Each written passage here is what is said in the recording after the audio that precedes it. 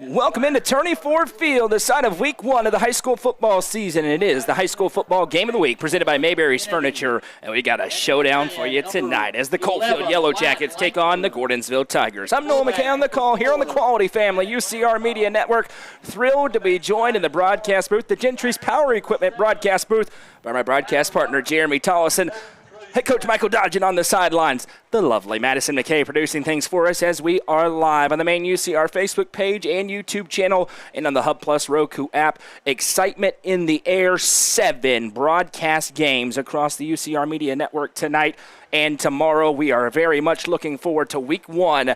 Jeremy, perfect evening for high school football. Excitement in the air. And we got one of your favorite words, a slobber knocker tonight in the jungle. And I'll tell you, you look at these teams and do not sleep on the fact that these are single-A teams. I promise you, both of these teams could be competitive with much higher classifications. Gordonsville High School is one of my favorite places that I've ever refereed. This place gets crazy. I've been called a handful of names here. We'll not get into that, but I love this place, and I cannot wait for this matchup. It is going to be a great matchup. 2 teams with state championship aspirations, 2 small school classification teams. How about Coalfield? The Yellow Jackets here on the road, the number 3 ranked single-A team in the state in the inaugural Tennessee Sports Writers Association poll, coming off an 11-3 season. And the goal for them this year is simple. They want to be the team to finally get over the South Pittsburgh hump. They have consistently been the issue for Coalfield as they got into the state semifinals a year ago and fell to South Pittsburgh 35-7. On the other hand, the hosting Gordonsville Tigers. They moved up in classification last year to Class 2A. They're the number 7 ranked preseason 2A team in the state of Tennessee, coming off a 12-1 season, undefeated in the regular season a year ago. They're trying to get over the Marion County hump in Class 2A. Lost to Marion County in the state quarterfinals 42-14. Marion County ultimately state runners-up a season ago. Lots of players moving in and out. We'll talk about it. New stars, old stars, all of it on this field tonight. But there's something special about where we are tonight here at Turney Ford Field. The fact that it's 2 smaller schools in our first game of the week of the year. We've got all the bells and whistles out, and it's because it's a big deal. It is the biggest show in town tonight, Jeremy. This place is already packed. They reserved their seats. They had the seats covered on the other side here as we're in the visitor grandstands. Coalfield always brings a raucous crowd. It's going to be a special environment, non-region game, but a very important measuring stick contest, because if you want to play for a state championship and be in that caliber of teams in your classification, it's this sort of game you got to be able to win. I agree with you. And Coalfield, if you don't know a lot about Coalfield, just a traditional powerhouse. One of my favorite games that we've covered a few years ago, you remember the semifinal game at Clay County with Coalfield, or it was the quarterfinal. I don't remember which one it was, but Coalfield absolutely brings it. This matchup, I am super intrigued because, like you said, there's a measuring stick situation here, and I'll tell you, this will get one of these teams on the right path for a good start of a season. The other one, whoever loses this game, is still a fantastic team, but maybe can point out some things they need to work on. But really excited about this. One time in the playoffs, I went to Coalfield to referee a game. I still don't know how we got there. It was like a helicopter, then you had to go over a mountain, and then you had to come around a corner. It's just one of the craziest things I've ever seen. Let's bring in the third member of our broadcast crew, head coach Michael Dodgen, coach on the sidelines, excitement in the air. Week 1's finally here, and these are 2 really, really good football teams in Class 1 and 2A. Well, you got a big-time matchup tonight in here at Turney Ford Field, and it's always, as Jeremy said, this place right here, it's a hole, and they go after it, and Gordonsville doesn't lose often in this stadium. You know, talking to both coaches before the game, Coach Napier from Coalfield, plain and simple, we got to tackle. We got to do the little things up front on the defensive side of the ball and not let Gordonsville be able to control the sticks and move it up and down the field. They got to play physical and be ready to go. On the same side as Gordonsville, same side with Coach Jackson. Got to be physical, got to clean up some stuff. He mentioned clean up some stuff in last week's Jamboree game against White County, and they've just got to continue to get better week to week.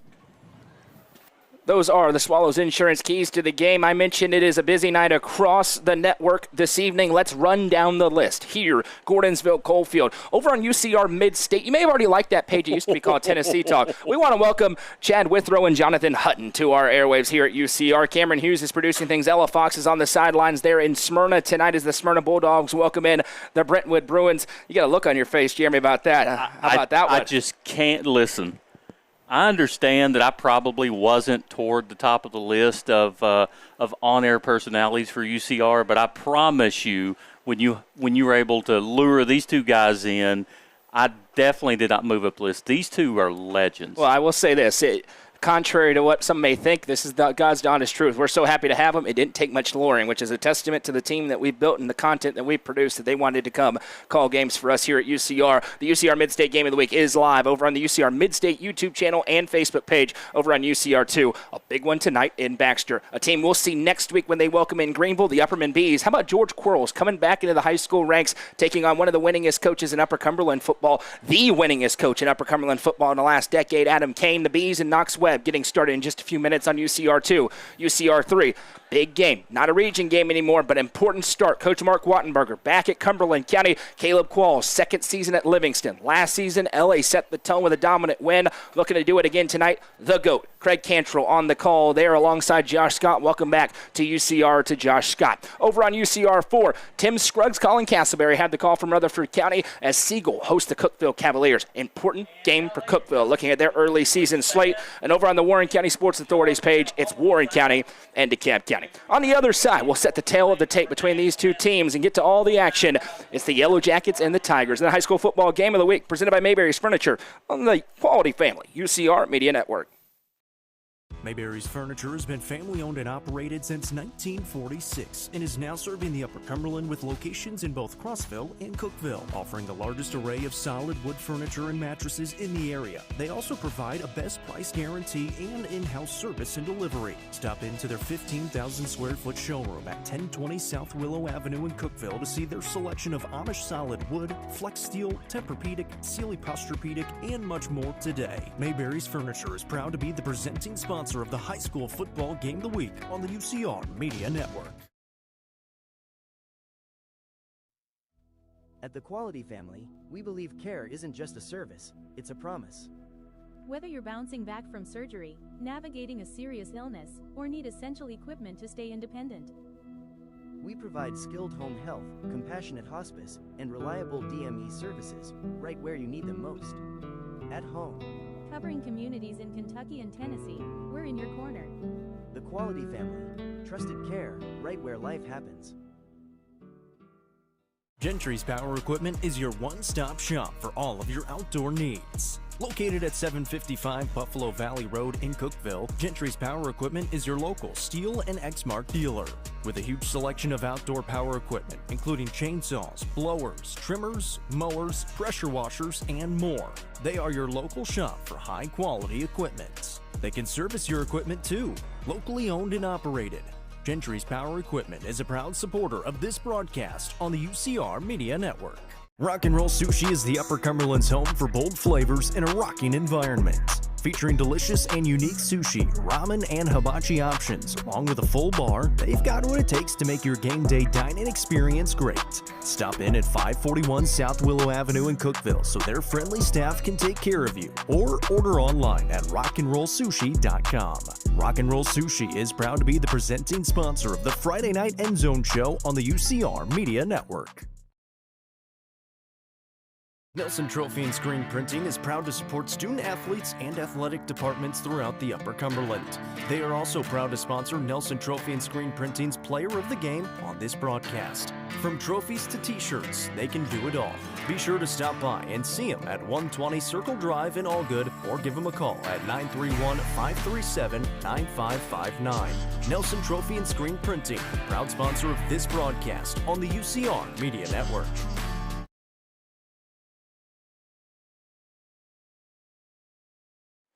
Moments away from kickoff, 5 minutes or so to be exact here at Turney Ford Field. A perfect night for high school football, and it's the Coalfield Yellow Jackets against the Gordonsville Tigers. I'm Noah, that's Jeremy. Coach Dodgen on the sidelines.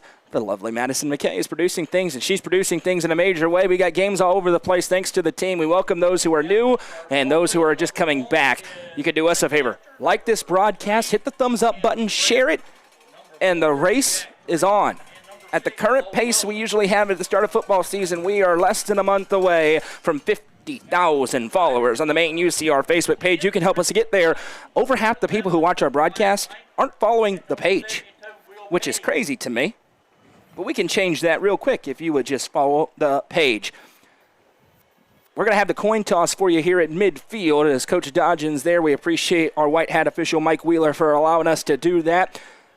It just feels like a big game tonight, Jeremy. This does not feel like your average non-region week one game, which sometimes are a little bit sleepy. I'm sure there'll be those week one mistakes, but there's a big fight field tonight. Part of that is the location where we are here in the jungle tonight. Yeah, I agree with you, and I'll tell you, I know all 5 officials that are on the field, and all 5 officials are great officials.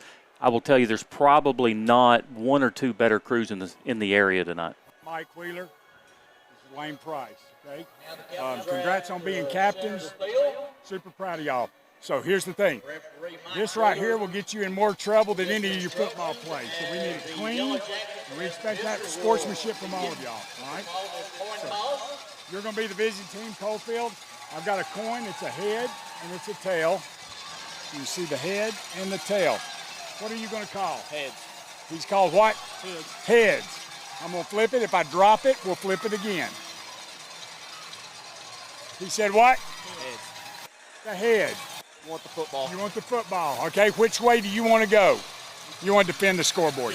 You're going to put your backs over there. Y'all put your backs over this side. Coalfield's won the toss, guys, and they've elected to take the football to start to get their offense on the field. One thing about Mike Wheeler real quick, he has already been selected, not at white hat, but another position to work a state championship game this year. You know who the white is on that crew? Bobby Rollins. I saw him last night on the My Team 30 game. Good for that crew that worked last night Yeah. is the championship crew. Very good. They were a lot better than the crew that was at Baylor. My goodness, that was – you're on ESPN2, guys. Nobody wanted to see you. They wanted to see that monster, DGG. Regardless, mentioned 5 broadcast games across the network. This one here tonight over on UCR Midstate, it's Brentwood taking on Smyrna. On UCR2, it's Knoxville Webb Upperman. On UCR3, Livingston, Cumberland County. And on UCR4, it's Cookeville Siegel, and on the Warren County Sports Authority page, it's DeKalb County, Warren County. I will remember all of those throughout the night. Yeah, right. Good luck. All the time for talking has come and gone. The teams are set to take the field tonight in the jungle. Gordonsville coming off a 12-1 record. Stephen Jackson is in his 5th season here at his alma mater, a 35-15 overall record. They defeated in just under 3 quarters Coalfield a year ago at Coalfield, 21-18. Game ended in controversy. There was discussion, is it going to be a no contest? Is it going to be a Tigers win? It ultimately went down as a Tigers win despite some objections from the Coalfield faithful, I'm sure, who are here tonight. On the other side, the Coalfield Yellow Jackets under head coach Benson Napier in his 6th season at the helm. What a career it has been for him. 56-12 on the campaign. They're 23-5 on the road, but trying to get over the hump and beat this Gordonsville Tigers team. And this is a very tough place to come in and win. It is a packed house. There you have the lawn chairs over to our left. The grandstands are full. The Coalfield fans still finding their seats. The Coalfield Yellow Jackets will receive the kickoff. They're in the white uniforms, black pants, black numbers and letters outlined in orange trim. The C that looks oddly similar to the Chicago Bears logo on the side. The Gordonsville Tigers in their home blue uniforms, white pants with a blue stripe down the side, white numbers and letters. And they have the blue G, which looks oddly similar to the Green Bay Packers logo, just in a different font, or in a different color, I should say. A little tribute.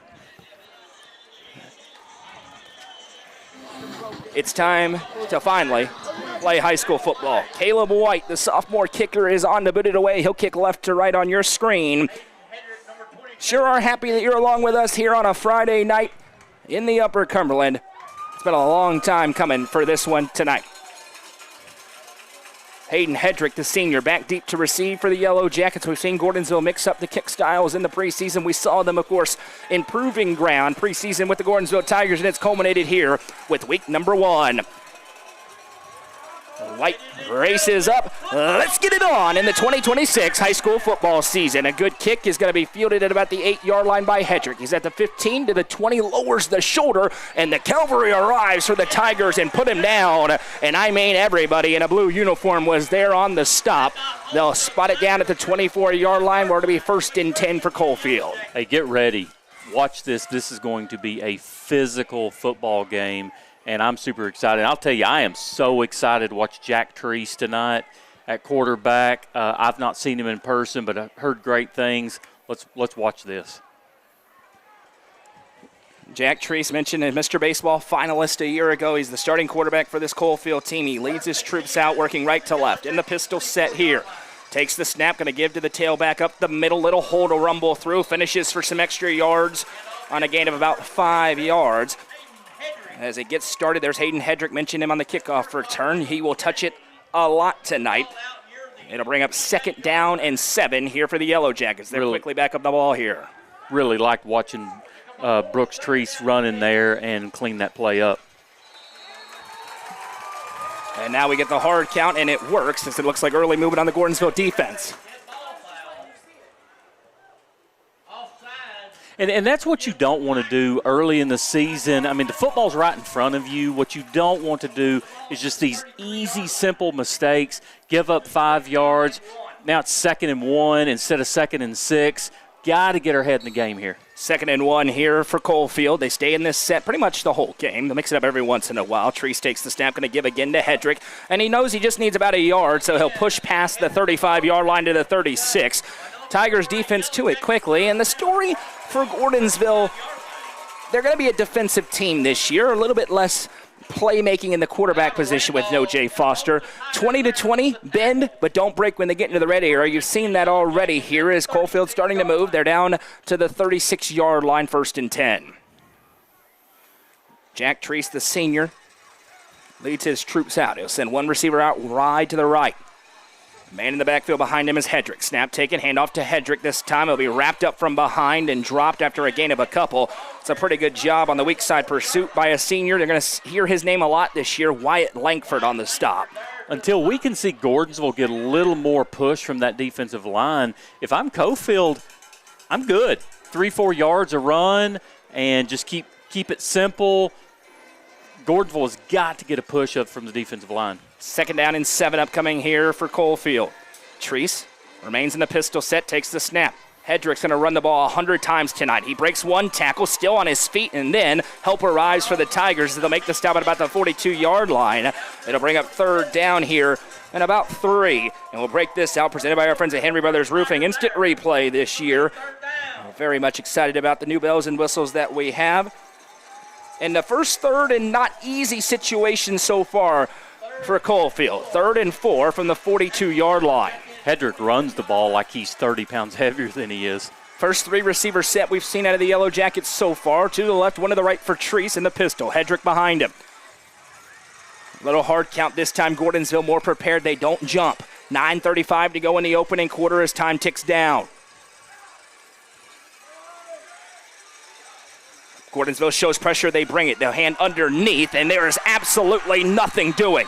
Taken down after a gain of maybe a yard, and it's going to bring up 4th down and 2, and maybe a hard count situation, but a likely punt upcoming here for Coalfield, and they will send the punting unit onto the field. But again, you sit here and think, does Coalfield gamble early in the season to try to stay going downhill, and just too big of a risk. Punting unit on our website coverage game of the week. Stone Memorial and York. Stone Memorial's TJ McDowell, a 39-yard touchdown run, and it is 7-0 Stone Memorial over York Institute. You can watch that game on NFHS Network. Our friends at WDEB produce every York Institute game. Punting unit on here, a pretty good one.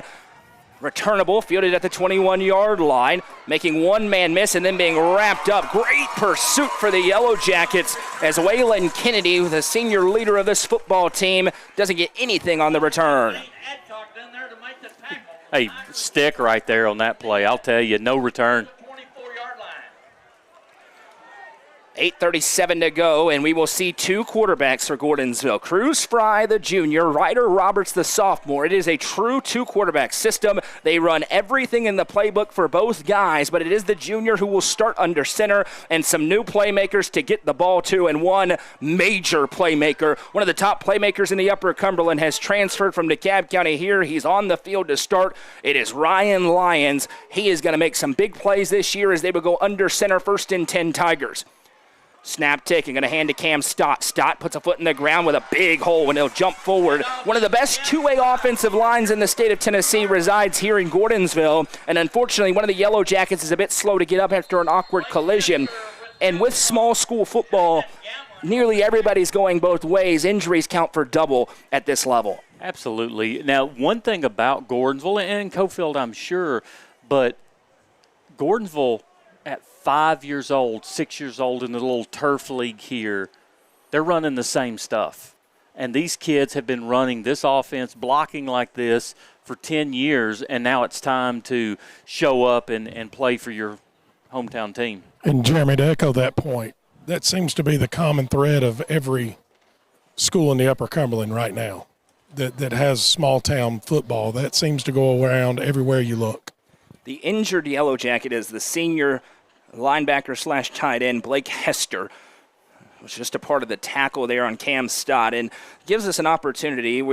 There's so many new playmakers and players, and Cam Stott's going to be a big one this year, Jeremy, but the two DeKalb County transfers. Cecil Ketchum started at tailback a year ago, and then Ryan Lyons. I love that kid. When you consider, certainly at skill position, a couple of big linemen have transferred. The quarterback, Max Warner, transfers from Sparta to Stone. He was second in the depth chart behind Tucker Pinion. Ryan Lyons here to this Gordonsville team gives them that playmaking that they lose in the absence of Jay Foster. I think Lyons could play on about any team in the Upper Cumberland. That's how good he is. And Hester is walking off the field under his own power, so hopefully everything's all right with him. They'll run the clock. 2nd and 3 upcoming here for the Tigers as they work left to right. Early first quarter here, 8:18 to go in the opening frame. Fry sends a man in motion at Stott. Takes the snap. Pardon me, that's Ryder Roberts. We got to keep track of the quarterbacks. He'll give this time. Really nothing doing on that for the tailback. They'll spot it to the 35. Turner Booker, and it looks like they'll give him right to the 35. That's where he needed to get for a first down, and it is a Gary Maxwell Insurance first down. That's going to be a Citizens Bank first down. Let us know in the comments who you are, where you're watching from, who you're cheering for.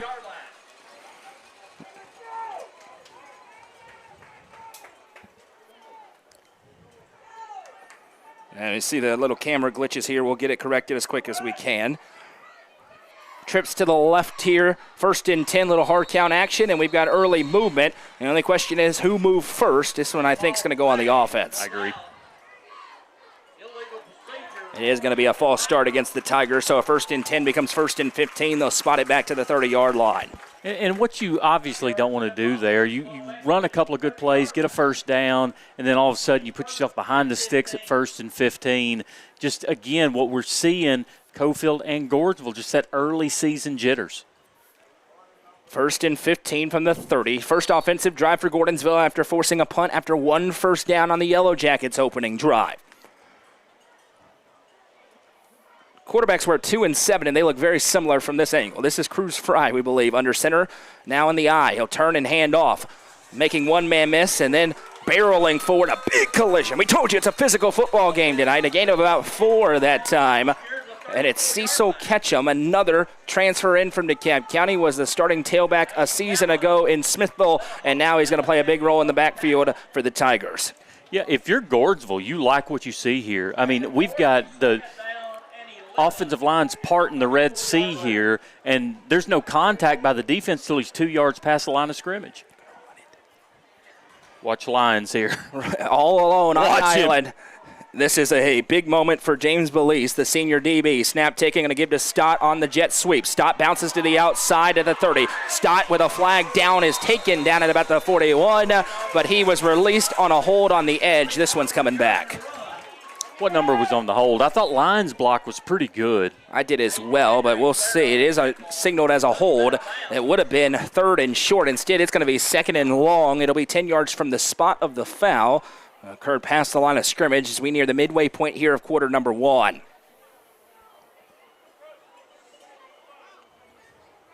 Holding during the run against the Tigers. That will back them up. 10 yards on the hold. So 2 penalties already here, and that's something Steven Jackson was not happy with. They scrimmaged East Robertson, and they had holding penalties on nearly every play, it seemed like. They were very upset about it, and that trend has continued here early in week number 1. It's going to be 2nd and 20 for the Tigers. Make it 2nd and 21. Got to stay ahead of the sticks here. Under center goes Cruz Fry, the junior quarterback. Booker's in the backfield. Stott goes in motion. Snap taking, going to hand to Booker. Booker makes one man miss and then is hit. Hester back in there. Good to see after leaving with an injury. Booker pinballs forward for about 5. And this is a Gordonsville Tigers offense that the past 4 seasons, when Jay Foster's your quarterback, you have a different sort of drop back pass game. The offense this year not exactly built for 2nd and 21. Very few offenses are, but now it's 3rd and 15.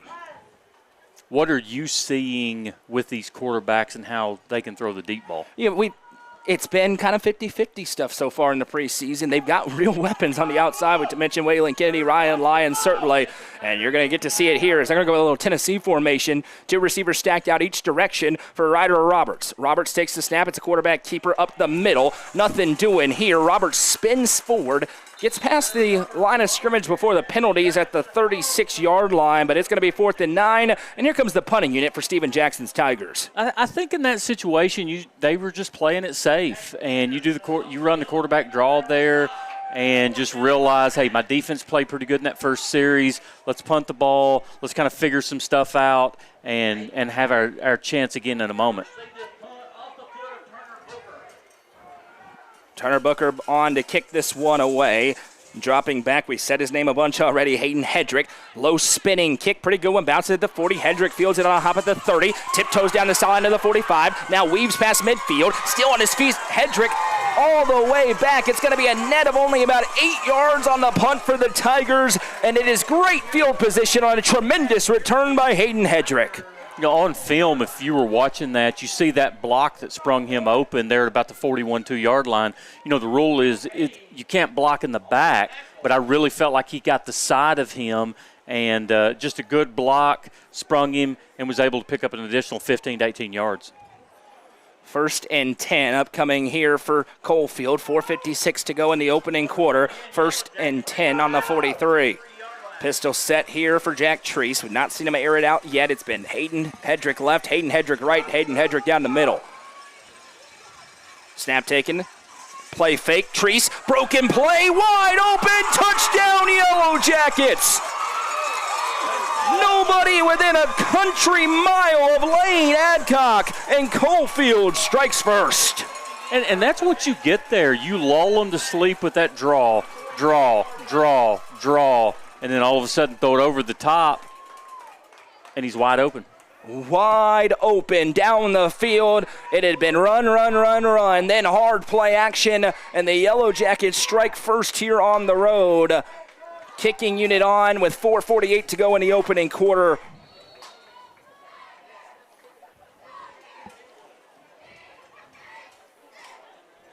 Kicker's putting a kicking shoe on. It's taking time. The kicker is Jack Treese. And now he's saying, wait, they may have to burn a timeout here. I don't know what the rule is on that for equipment. And now they're getting the tee out there. Yeah, if you are switching it out yourself and it's not a malfunction of some sort, they're not going to give you extra time. Well, they did there. They shouldn't. We had a delay of game right there. So that'll back them up 5 yards. Coalfield strikes first after teams trade punts on their opening drives. Jack Treese to attempt the point after. Treese to kick this one from 5 yards further back. So instead of about a 20-yard attempt, it'll be about a 25-yard attempt here for the Yellow Jackets. And a score update, Noah, real quick on the Livingston Regional Scoreboard. Cookeville now leads 14-0 with 7:48 to go in the first quarter. That is a revenge game in a major way for Taylor Hennigan's team. We'll talk about that game and every other game later on tonight. We have early movement here, so back them up 10 more yards, and this is becoming a real little NFL extra point. Back to the 13-yard line for Coalfield. We'll talk about all those games later on the End Zone Show, Friday Night End Zone Show, presented by Rock and Roll Sushi. Live from Rock and Roll Sushi, myself and Jacob Benson will be joined by area coaches. How's their sushi? Fantastic. Mads loves sushi as this kick is up, and it is good. More on that on the other side. 4:48 to go in the first quarter. It's Coalfield 7, Gordonsville 0, the high school football game of the week. Presented by Mayberry's Furniture on the Quality Family, UCR Media Network.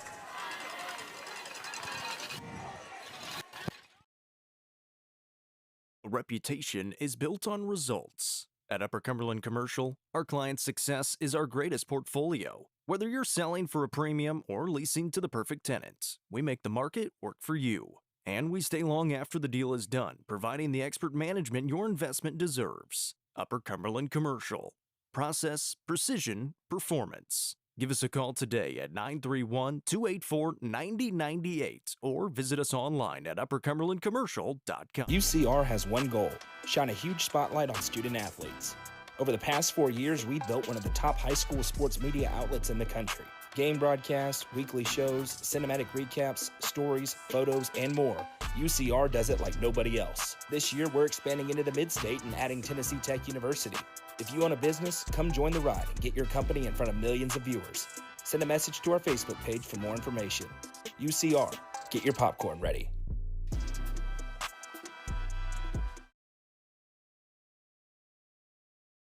$7-0 Coalfield as the deep passing game for the first time comes to play. And, of course, it's off the running, which we expect for both teams tonight as Jack Treese finds Adcock down the field for a wide-open touchdown. And now the Tigers take a haymaker to open up this ball game on their home field. 4:48 to go in the opening quarter. Treese on to kick this one away, and the ever-dangerous Ryan Lyons in midfield, and they are not going to kick it to him. Instead, they'll kick it out of bounds. And this will be an interesting decision for Coach Steven Jackson. But first, we have a couple of score updates on the Livingston Regional Scoreboard. Hey, real quick, we got an update a moment ago that Upperman was down 7-0. Colton Johnson, Ole Miss commit, just tied that up. 7-7, 5:16 left to go in the first quarter. George Quarles coming to town. You always know that team's going to be vastly improved. I think it was 12 players off last year's web team are still on the roster. Really? Everybody else is a transfer? Now, Quarles has been pretty successful. Slightly. It's like 250-16 or something like that. How many gold trophies? Yeah, quite a bit. 1st and 10 here for the Tigers as Cruz Fry will lead his troops out this time. Booker in the backfield as they'll go with the split back set. Stott in the backfield as well. Motion man across. Fry takes the snap, going to hand to Booker around left side. Booker is going to be tripped up. A nice shoestring tackle made after a gain of a couple that time. First one in there defensively is Cam Greer. Yeah, running back just had to kind of turn sideways to get through the hole and just couldn't find his footing again, and unfortunately got tackled.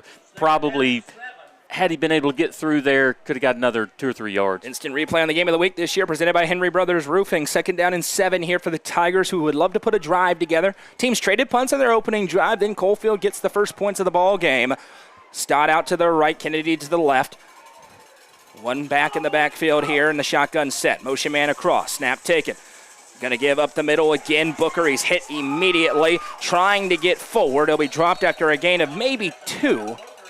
Turner Booker trying to get it rolling here for the Tigers. It's going to be 3rd down and 5. Hey, good job there by Jaden Garman, just kind of reading the play and keeping his assignment and just stopping the running back, making contact 2 yards in the backfield. Great play there by Garman. 3rd down and 5. What does Gordonsville go to here? We haven't seen really any of the passing game. You don't want Ryan Lyons running cardio out there as he goes out wide to the right. Man against him is James Belize. Single coverage on Lyons. Under center, snap taken. Fry going to toss it to the outside. Booker makes one-man miss. He's got the first down, but the ball is out. Loose ball, and it's a turnover. Coalfield says they have it. No signal yet, and they do. Yellow Jackets come away with the football. It's big 75. Eli Burris on the recovery. And Coalfield forces a turnover. In a measuring stick game so far, it's the number 3 ranked single-A team in the state who's in control. They're looking for more here. 1st and 10 on the 48-yard line. So far with Gordonsville, it's all mental stuff. It's pre-snap penalties. It's not containing my wide receiver and keeping my eyes in the backfield. It's ball control. Right now, Gordonsville just keeps shooting themselves in the foot. 1st and 10 here for Coalfield. Treese, after throwing a touchdown his last time out, has 1 receiver each way in a 7-0 ball game. Snap taken. Going to give to Hedrick. Hedrick hit immediately and dropped. First one in is Wyatt Langford again. Gain of maybe half a yard on the play. Tigers defense, besides the one play they gave up, has been pretty solid. They're going to need that to continue with 3 minutes to go in the first quarter. No, I'll tell you a funny story real quick. My favorite line from a Gordonsville fan 15 years ago yelled out and said, "You couldn't referee a bicycle race." And it's always stuck with me. I thought it was awesome. 1 receiver each way. Snap taken, play fake. Treese pressured, fires. Receiver is wide open. Makes the catch to the 40. Cut down. The ball pops out after he hit the ground, I think. No signal yet? No. It was not a very clear signal, but the ball came out because it hit the ground, so it will remain Coalfield football down to the 30-yard line on the pitch and catch to Jaden Garman out of the backfield. A little confusion there by the line judge because he's stopping the clock because it's a first down, and everybody in blue's hoping he's stopping the clock because it's a turnover. That's where you want him to point to the ground. As now we have a whistle and a stoppage. I'm not sure what it's for. It's the play clock, Noah. Play clock, it's at 10 already. That seems a little bit rushed. And we've got a Livingston Regional score update. White County up 7-0 on Soddy Daisy on a Cole Sims 77-yard touchdown run. I'm going to make a bold prediction that's Cole Sims' far from last touchdown rush this season for White County. He carried it 12 times in a quarter in their jamboree here last week. No, I thought the officials were going to come look at our new fancy replay. We got it for them. And try to make sure they got that play right. We can do instant replay now. The bells and whistles are out. And now we're sending a kid off the field for not having his mouth guard in. And his knees are not covered, which is a big point of emphasis. So they will. Double whammy. Double whammy. James Belize will come on. Treese is going to be the quarterback all game long, of course. Not a 2-quarterback system for Coalfield. And Hayden Hedrick remains in the pistol behind him. Hard count, and they got him again. Gordonsville getting in their own way a little bit here. That's the 3rd penalty already. And they have a turnover mixed in there as Treese has really been good with the hard count here in week number 1. So, Jeremy, a referee in question here. The kid came back on, but no time came off the clock. Is he allowed to come back into play? He is not. He is not supposed to by rule. But, hey, listen, if I'm a coach and I can sneak him back on, He's so coming on be the it. field. Yep, no doubt. 2 receivers to the right, 1 to the left. Treese now going to stay in the pistol as he'll put Hayden Hedrick on his left hip. Minute 55 to go. Man in motion across the set. They'll hand it on the sweep. Trying to stretch it out. Absolutely nowhere to go. Diving forward for a gain of a couple.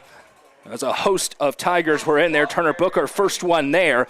As they were looking to get it to a little more speed. Bo Wilson on the jet sweep. It'll be 2nd down and about 2 after a gain of a couple. Real quick, Livingston Regional score update. Stone, York tied 7-7. LA up on Cumberland County 14-0, 1:36 left in the first quarter.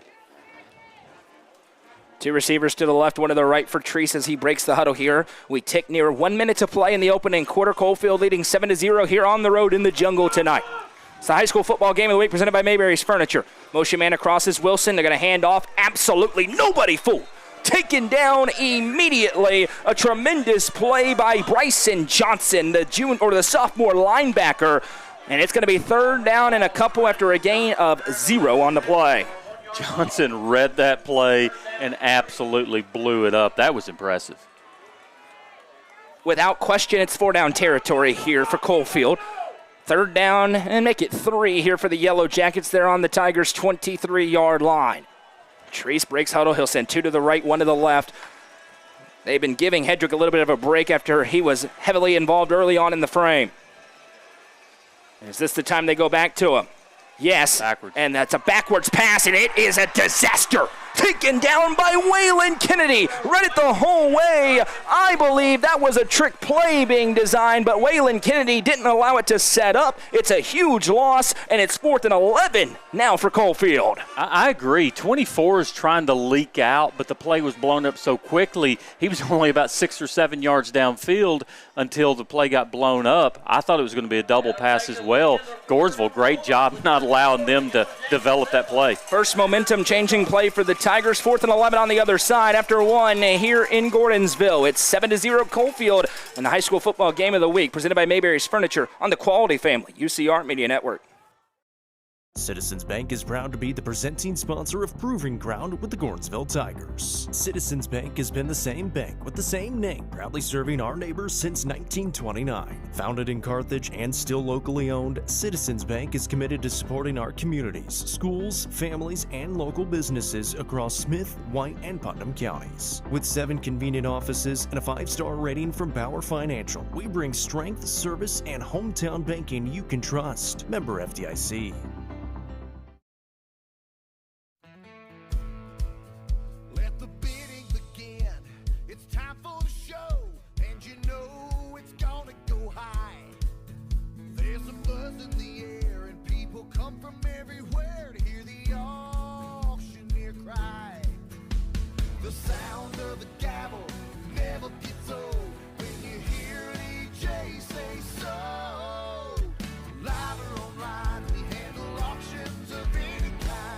It's Eagle Auction at 526-5335, where we soar higher.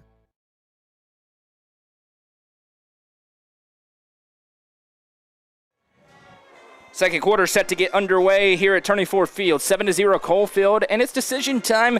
Kind of in no man's land. You got to go, you would imagine, if you're Coach Benson Napier. But a huge play for Waylon Kennedy as he gets the tackle for loss. It's a loss of 6, and the end result now is 4th and 11. As you see, this is what happened just before the break. Kennedy just blowing up the trick play there, and that's something not only do we have instant replay in the moment, but during halftime, post-game, we'll be able to go back and show you highlights as we continue to try and evolve what we do here on Friday nights at UCR. We've come a long way from the gaming headset into an iPad days of a few years ago. Jeremy, thoughts on that first quarter? Coalfield with the one big play, but outside of that moment, kind of feels like exactly what we expected, a bit of a rock fight between these two. It is a little bit of a chess match. One thing I'm interested in seeing on this 4th down play, Coalfield has had a little bit of success on play action. They try to hit a trick play here, but everybody in the stadium knows they're probably going to throw the ball here. How good are they at dropping back, throwing the ball whenever you know they're throwing the ball? Score update in the Livingston Regional Hospital scoreboard. Webb takes a 14-7 lead over Upperman there in Baxter. We thought that would be a good one. It was almost the game of the week this week, and it's turning into a good one there on UCR2. Here, Jack Treese going to stay on the field on 4th and 11 from the 31-yard line of the Tigers. 2 receivers to his left, 1 to the right. It's Sam Dunford. Haven't said his name yet, but they expect him to play a big role this year out wide. And we're going to have a timeout here, and Steven Jackson's going to burn one. Knows they have to be in the right defense here, and right in the middle of the field is Ryan Lyons, who had the play of the preseason here in their scrimmage against East Robertson. It's in the beginning of Proving Ground, episode 2, where he leaps over a man to make the play. If you throw it in the middle of the field, you got to be careful with number 3 ranging around. You know, and I know that I've mentioned it, but he's one of my favorite players in the Upper Cumberland, and huge loss for DeKalb County, huge gain for Gordonsville. I'm excited to see what kind of potential Madden numbers he can put up this year. Mention all the games we have going on across the network tonight. We also are friends over at the Dale Hollow Horizon. They started at 5:30 there in Kentucky as they play multiple games at night between Clay County and Barron County out of Kentucky. We'll keep you updated if we get any scores on that game as well. Over on 2, it's Upperman Webb. On UCR 3, we've got Livingston, Cumberland County. It is still 0-0, by the way, between Warren County and DeKalb County. That's on over with our friends at the Warren County Sports Authority. And at the half, Barron County led Clay County 21-0. Watertown leads Smith County 14-7 after 1 tonight. And now, eventually, finally, we will get to our 4th and 11 play here with 2 to the left, 1 to the right for Jack Treese. And Coalfield remains in the same formation, probably going to keep the same play. Treese takes the snap, drops back. Here comes pressure. Steps up, fires, incomplete. Cam Stott with sensational defense on the back end. Getting a little bit chippy all over this field as you would expect, but the Tigers defense on the back of that big third down stop able to make the play, and it will be a turnover on downs. First and 10, Gordonsville trailing 7-0. Their offense hasn't quite found the rhythm yet, especially with this running game. Absolutely. Hey, on that play, Slot absolutely locked his guy up, did not allow him to get out of his break, and he couldn't get to where the ball was going to be. Also, a low throw, just really had no chance to make that work. Remember Cam Stott last year, he's the one who made that huge reception against Marion County. That game was much closer than the final score indicated at the end. Under center this time. Motion man across is Stott. Snap taking, going to hand to Booker. Booker makes one man miss, breaks a tackle, and then lowers the boom down to the 38-yard line. Gain of about 7. That's right on schedule for the Tigers. It'll be 2nd down and 3.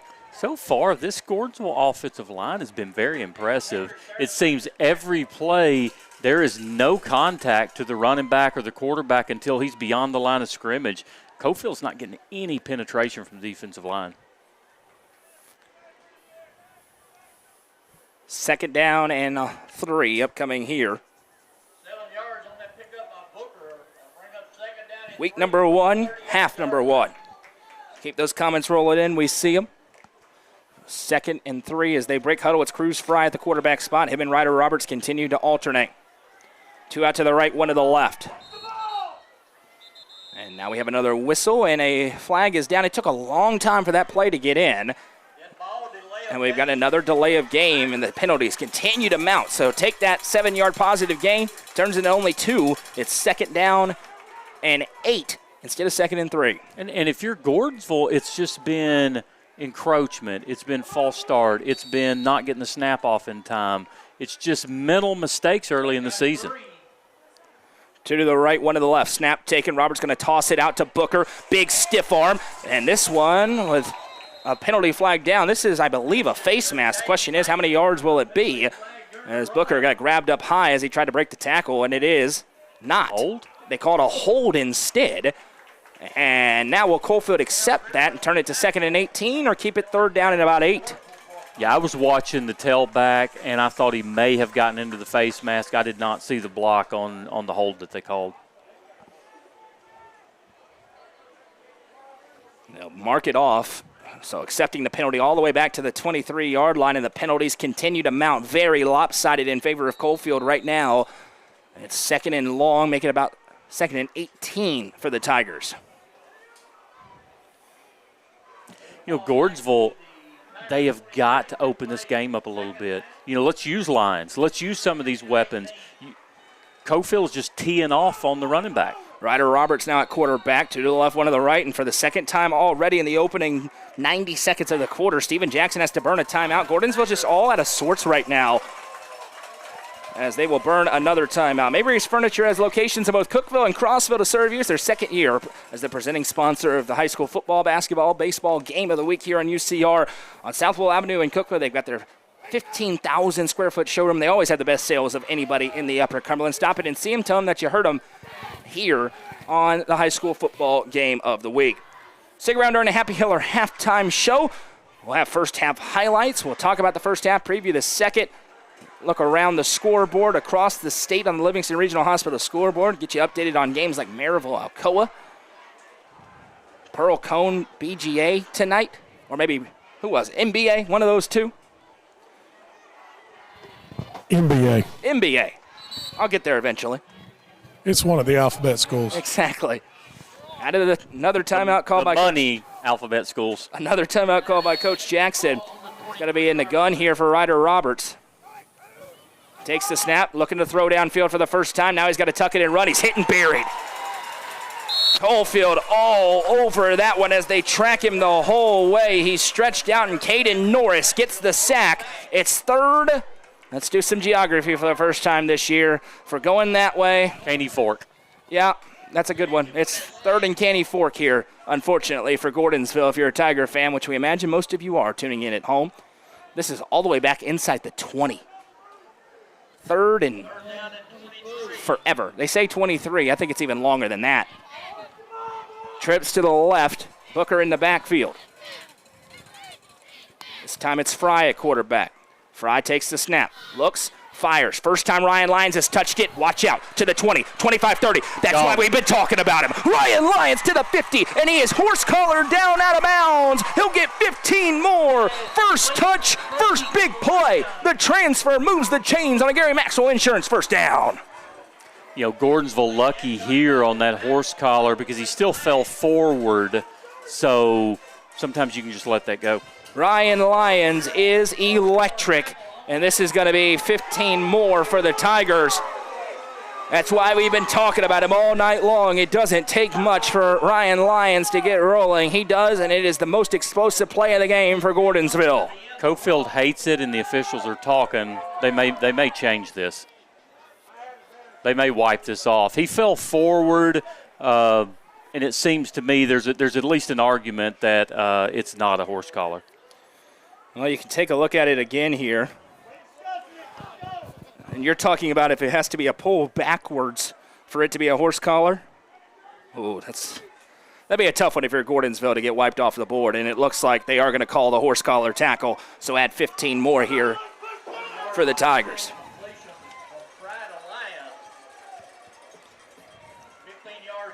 That's where you get what's the exact degree of backwards? Is sideways, backwards, and backwards is backwards. Okay. Just by definition. I don't think you can use the word in the definition. That's kind of the whole deal. First and 10 from the 22. Gordonsville flips the script. It was third and Caney Fork, and now all of a sudden they're near the red zone. Absolutely. They're getting close to Lebanon. Ryder Roberts back in. Booker stays in the backfield, one receiver each way. Roberts sends a man in motion. That's Kennedy. And now for the third time already in the quarter, a timeout for Coach Jackson. I think they were in an illegal formation. And he recognized that and burns his third and final timeout. And it's 100% Noah there. He was not trying to get the receiver to get up on the line as he was off the line. We mentioned what's coming up later tonight. We've got Saturday night football on UCR. The Macon County Tigers travel to Knoxville Fulton for the first time since 2003. We'll have that. That's a 6 o'clock Central Time start. Myself, Jacob, and Tim Case, the voice of the Tigers, on the call tomorrow night. Cameron Hughes will be producing things. And then next week, jam-packed week, high school coverage galore, and we are very excited. Myself, Justin, Coach Dodgen on the sideline. Top 25 ranked Tennessee Tech Golden Eagles in action, and we are partnered with Tennessee Tech University for their on-air talent for ESPN Plus and the radio. The Golden Eagle Sports Network coverage starts 3 hours prior to kickoff with tailgates and tall boys on 98.5 Classic Rock. Pre-game coverage starts an hour before the game, and then top 25 matchup, one of two in the nation as Monmouth comes to town. You like offense, you're going to love that football game next Saturday night at Tucker Stadium. Meanwhile, here it's Ryder Roberts in the gun, one receiver each way. Kennedy goes in motion, snap taken, handoff to Booker. Booker stretching out wide to the right, nowhere to run, and he is crushed. First one there was Cam Greer. He's been all over the place, and then the Cavalry arrive from behind. It'll be a loss on the play back to the 25, and 2nd and 13 upcoming here. Yeah, again, good job by Coalfield there just to string that out and allow multiple defenders to get in there and stop it. Actually, when the play started developing, I thought they had something, but Coalfield did a really good job of fighting off their blocks. And like you said, sending the Cavalry in. And Noah, number 11 for Gordonsville, just came off the field banged up. So off the field here is Wyatt Langford. That is a key two-way player for this Tigers team. Bruce Fry, the quarterback, takes the snap, rolling left, looking downfield, swivels the hips, hit as he throws, stops wide open, and he dropped it.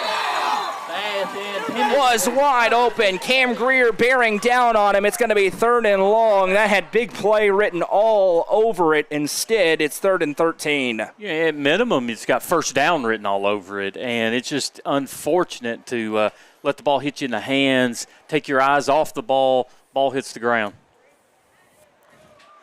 Let us know how you like all the new bells and whistles in the comment section that we have. Replay, different styles, scoreboard, the connection. We've invested pretty heavily in our connection this year, keeping it in-house. So let us know if you enjoy them all. Thank our sponsors. If you want to be a part of it, we'll tell you how here coming up momentarily.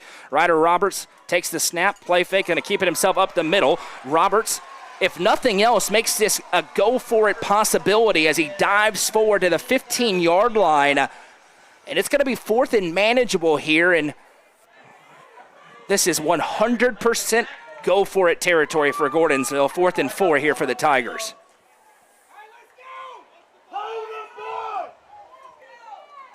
The Coalfield fans Fired up. are letting the officials know what they think. You gotta love it. 4th down and 3 here. Big play, and the first timeout going to be called here by Benson Napier. Knows the importance of this ball game, or of this play in this ball game with 7:59 to go in the quarter. I think, jumbo sets and just smash mouth football, I think Gordonsville has the advantage with their offensive line against Coalfield's defensive line. So just get it done. Livingston Regional score update, guys. White County 21, Soddy Daisy 0, Cole Sims 3 touchdowns. Cole Sims with 3 touchdowns already for the White County Warriors tonight. We had an interesting score from that Stone Memorial York game, with York tying the game at 7. See if we got anything since then. We'll let you know. Yeah, that's the last update I saw, but you expect a Stone team to be putting up, mad numbers. But I'm telling you, Pemberton is an absolute fantastic coach. Tried, tested, been around for years. He's just old school smash mouth football. You talked about George Quarles going back to Knox Webb. Mark Pemberton coming to York. That's another huge successful coach, and add another quality coach to the Upper Cumberland. Big play here. 4th down and a long 3. Fry, the quarterback, has Booker on his left, and a jumbo set here for the Tigers. Little hard count. Now he has the snap. Going to give to Booker up the middle. Big hole. Booker has the first down and more. Turner Booker pushing forward past the 5-yard line, and finally taken down. More than enough for a Gary Maxwell Insurance first down. And we've seen this through the first quarter and now through the second quarter. Gordonsville's offensive line, they absolutely are getting the push. And again, Coalfield doesn't make contact with the running back until he's 2 or 3 yards past the line of scrimmage. The Tigers are in the South Willow Auto Clinic red zone, looking for a Turner Roofing touchdown for the first time in their season. 7:35 to go in the first quarter, or first half rather, and counting, in a 7-0 ball game. 1st and goal from the 9-yard line here for Gordonsville. 3 out to the right as Ryder Roberts returns to quarterback. Roberts sets his men, takes the snap, going to keep it around left end. Roberts past the 10. He just trucks one defender before being wrapped up and taken down by Blake Hester. Got about 3, maybe 4 yards on the play.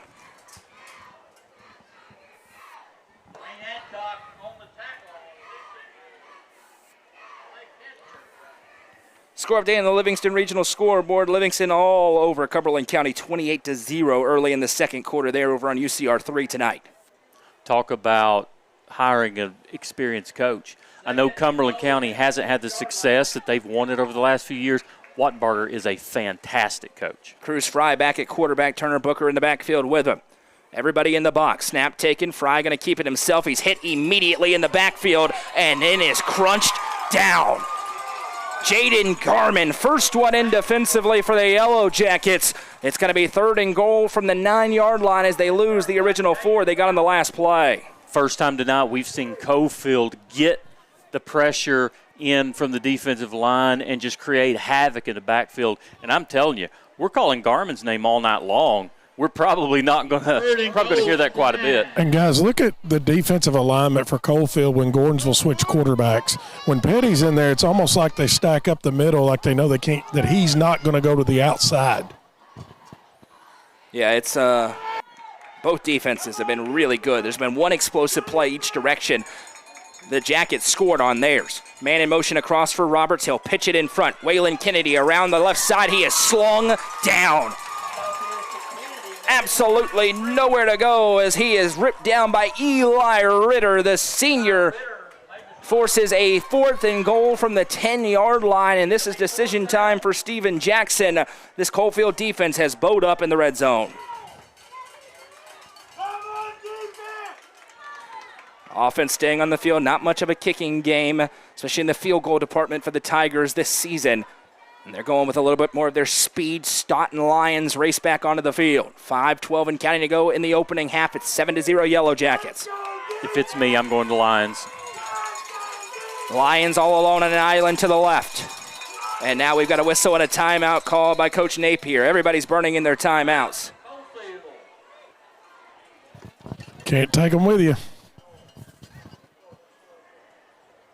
Certainly cannot take them with you. And White County had an opportunity to score again on a long touchdown run by Cole Sims, but it was called back for a hold. You know, I know that Cole Sims has not snuck up on anybody's radar, but I also think that he is so underappreciated and undervalued. He is an absolute elite running back. Yeah, he's poised for a big, big season. Hey, listen, if you want to be involved in all the coverage we're doing, you see it all across our network tonight. Send a message to our Facebook page, our main Upper Cumberland Reporter Facebook page. We've got ads going, and if you buy an ad tonight, 15% off the season rate. But you got to send a message to us tonight. You purchase it tonight, 15% off your season rate. Again, send a message to our Facebook page for more information. 4:59 to go here in the first half, and the kicking unit is going to be on for Gordonsville as they're looking to break this shutout that they've been held to early on. Caleb White, the sophomore kicker, going to kick from the left hash on a 27-yard attempt. Coalfield faithful making some noise. They want a block kick. Snap, set, the kick is up, and the kick is perfect. 4:54 to go in the opening half. Gordonsville's on the board. It's 7-3 in the high school football game of the week, presented by Mayberry's Furniture on the Quality Family UCR Media Network.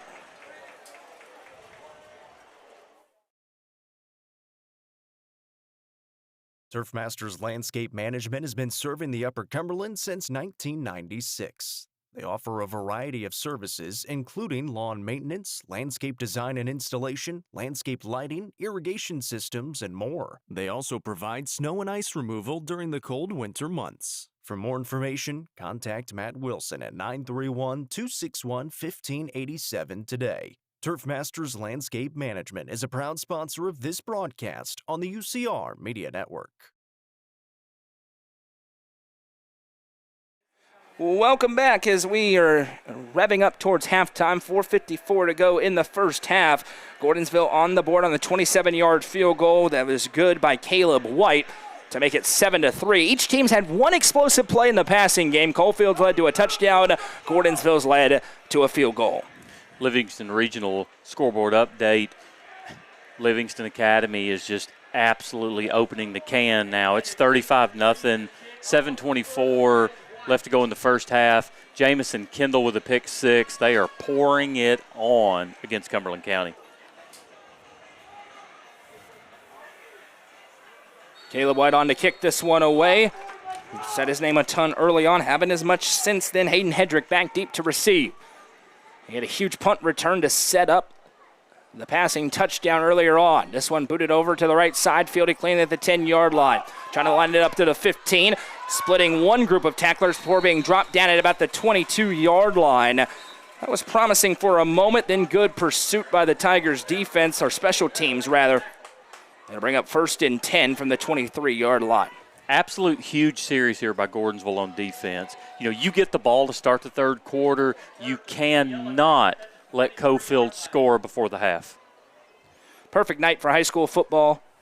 It rained for about 5 minutes, about an hour before kickoff, but right now it's perfect. 80 degrees, dropping into the 70s, not a cloud in the sky. A beautiful night here in the Upper Cumberland. Love all these Livingston Regional scoreboard updates. Upperman has tied it up. Jude Fitzpatrick runs it in from 15 yards out on 4th down. 5:47 to go in the first quarter, tied at 14. Smyrna scores in the Mid-State game of the week. They lead Brentwood 6-0, as this one may have been a drop snap. Either way, it was nothing doing for Coalfield. Maybe a loss on the play. It'll be 2nd and 11. Did we happen to mention that dadgum Jonathan Hutton and Chad Withrow are calling games with Upper Cumberland Reporter? I love it. You know, if this was the stock market. Oh. Sorry, that's a dumb analogy. I don't know why we would say that about high school kids. Anyway. They're still the B squad, guys. 2nd and 11 upcoming here. In our hearts, Dodgen, in our hearts. 4:14 to play here in the half. I'm going to hand off as a little wing set for Coalfield, and he is crunched down.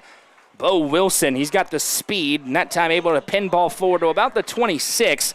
But this Tiger defense, outside of one play, has been very good tonight. It's 3rd down and 7, and now the Tigers will be thinking about a little 2-for-1 if they can get a stop.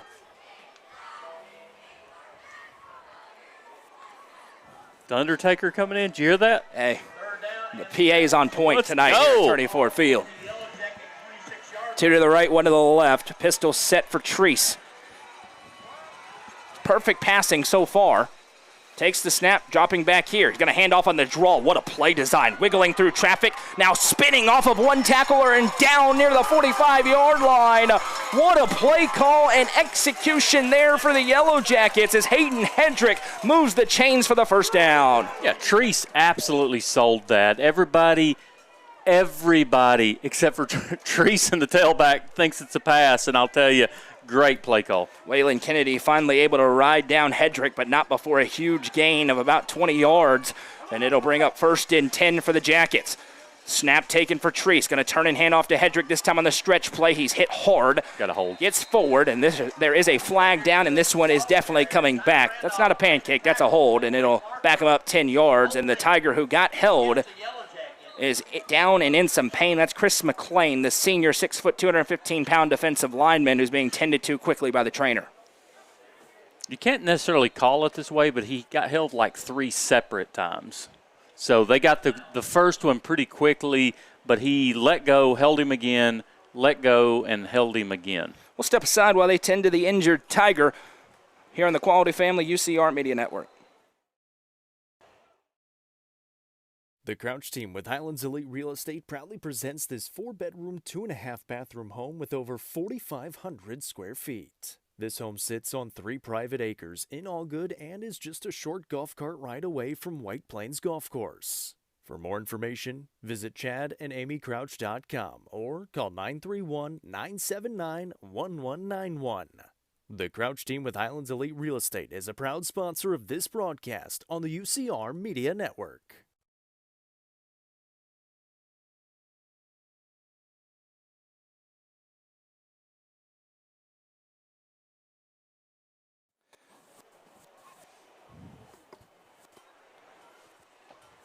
McLean helped off the field under his own power, hopefully to see him back in. Chris McLean, the senior defensive lineman. The penalty was a hold against Coalfield. It backs them up to their own 35-yard line. Will be 1st and 20 with 3:07 to go in the first half. Back and forth affair at 7-3. And now Livingston is up 42-0. Yeah, it's a strong performance for Caleb Quall's team so far. Snap taken, Treese back to pass. Here comes the pressure. He rolls to his right, fires on the run. He's throwing it to us. I'd have caught that. Threw it away, a smart decision by the senior with nowhere to throw. The secondary for Gordonsville, much improved this year, they feel like. That could be a strength later on down the line. And time stops with 2:52 to go. It'll be 2nd and 20. Really good, smart play there by Treese. You know, he looked at his first receiver, wasn't open. Second read, wasn't open. Get rid of the football, go to 2nd down. Our pregame show today was presented by our friends at Fire and Vine. We'll be there Tuesday night for the UCR football and Tennessee Tech football show starting at 7 o'clock. Motion man across his tree. Snap taking, going to hand off to Hedrick. Looking for the edge. He's grabbed from behind and dropped. And a really good job to avoid a horse collar, which is what the Coalfield fans want by Maddox Randolph. But he got his hands out of the cookie jar in a hurry and pushed him down. As you'll see on the instant replay presented by Henry Brothers. We got a flag over here on this side. Flag on the other end of the field in the secondary here. Usually that is something on the sideline or something extracurricular. I don't know what the reasoning could be on a flag that far away from the play. And it was very, very late. A little extracurricular. Our white hat official will give the call. This is after the play, a personal foul, and it's against Gordonsville. And that is a humongous call because it was going to be 2nd and 20, and instead, actually it was going to be 3rd and 20, and instead it's going to be a 1st down, I believe. Will it be an automatic first down, It's Jeremy? not an automatic. Remember the down counted because that's a dead ball foul. The down will count 15 yards, but, yeah, they're close. Now it's 3rd. Instead of 3rd and 15 or 18, it's 3rd and 3. So 3rd and 3 in Coalfield now. Again, penalties mounting against Gordonsville. Yellow Jackets trying to capitalize again. 3rd and 3 as they move into Tiger territory on the 48. Treese in the gun. Checking back towards the clock. They're bleeding it down here. A little gamesmanship. They want this to be the last drive of the first half. And I mentioned it, but an absolute huge defensive series for Gordonsville here. Treese is in no hurry. He's still got 20 seconds on the play clock. Cue up the Jeopardy music on this one. He's got 2 of the receivers to the right, 1 to the left. Now 10 on the play clock for Jack Treese. Motion man across is Wilson. Snap taken. He'll give it to him on the jet sweep. Wilson looking for the edge, and he won't find it. Hit and dropped by a host of Tigers. Loss of a yard. It's 4th down and 4. Gordonsville cannot stop the clock. They burned all 3 timeouts earlier in this quarter. And we'll see if Coalfield decides to try and pin them or if they're going to be very aggressive here with 1:45 and counting to play in the first half. I expect a timeout from Coalfield right before the play clock ends. But unfortunately, like you said, Gordonsville out of timeouts because you're kind of out of sorts on offense. That 40 seconds right now would be huge. 2 to the right, 1 to the left. Right now, the offense out there for Treese. He's had a great hard count, gotten 2 Tigers to jump already in this game. Wilson in motion. There's the hard count. Nobody moves. 5 on the play clock.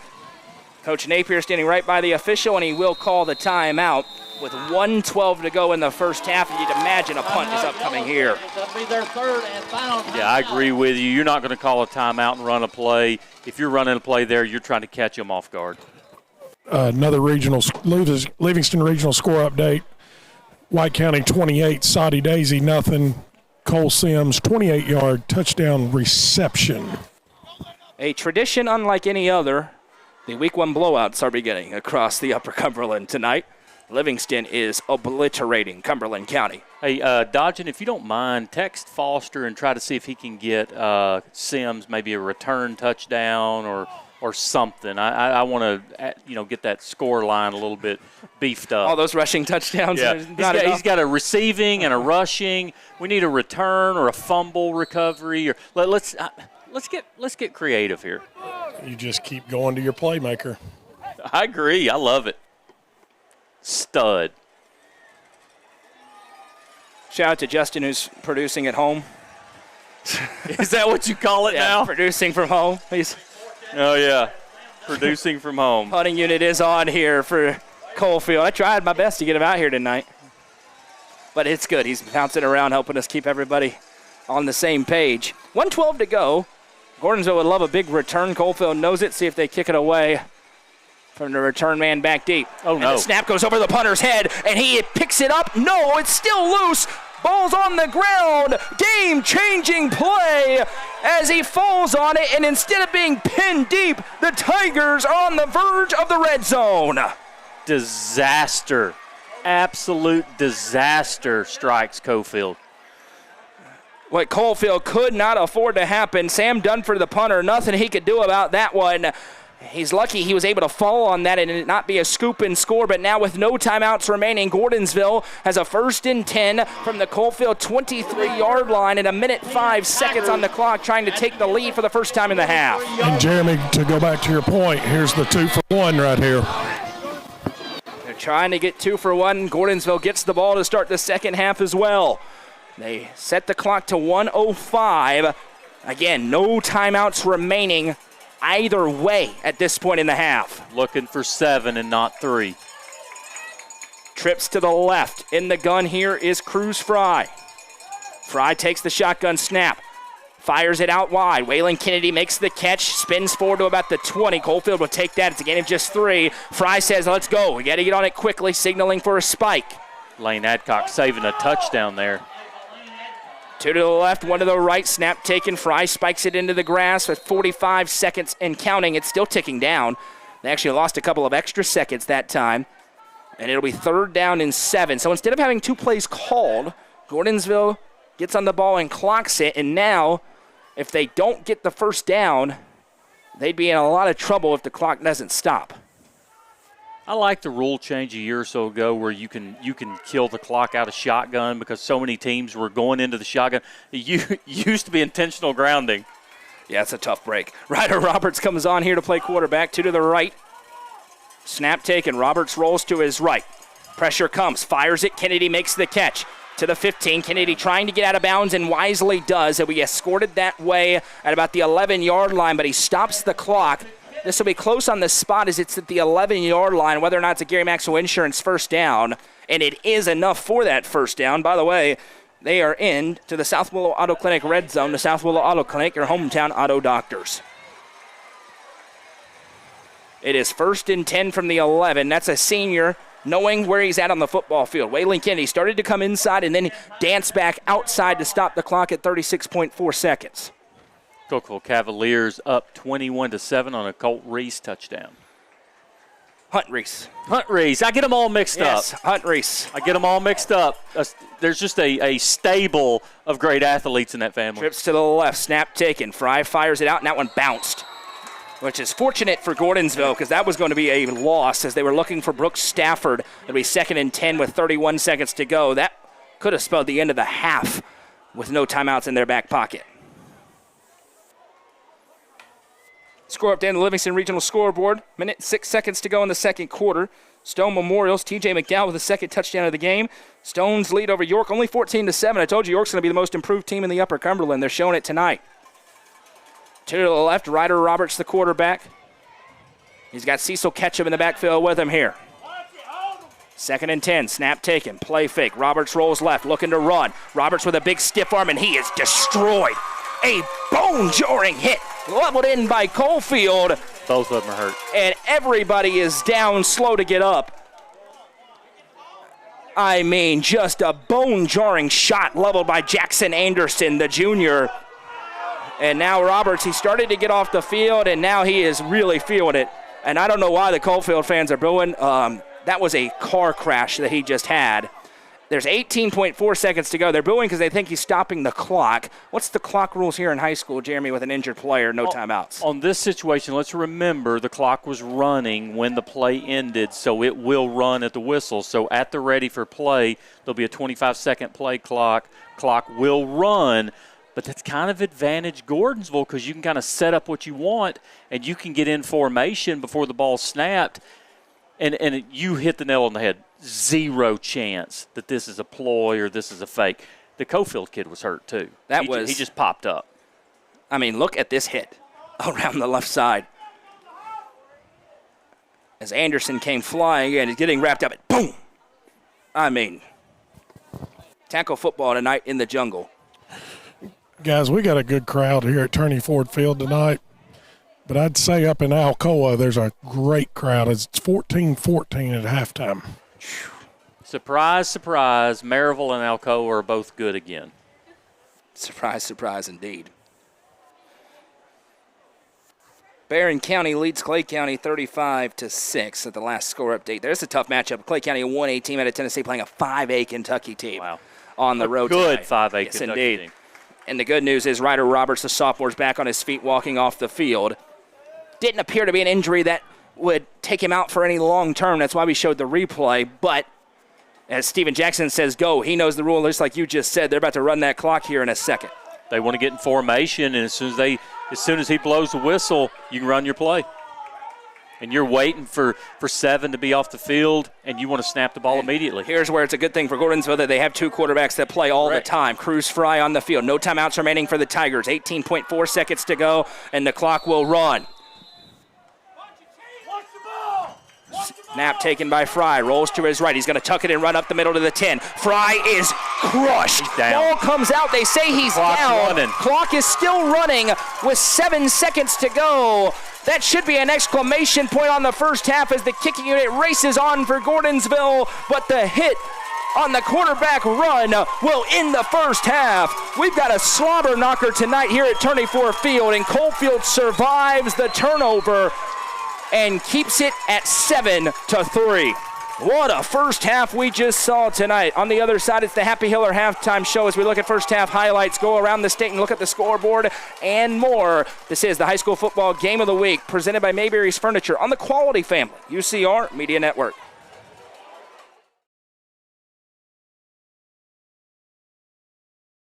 Tee-Up is the Upper Cumberland's best indoor golfing experience. With 3 state-of-the-art golf simulators, you can work on some of the world's best courses, all in the comfort of their climate-controlled facility. Want to know where you can improve? See everything from club speed to spin rate in seconds. They also have plenty of other games to enjoy time with friends. Conveniently located at 141 4th Street in Baxter. Stop in. Visit them online at teeupgolfclub.com or call them at 931-559-GOLF to reserve your simulator today. Tee-Up is proud to support this broadcast on the UCR Media Network.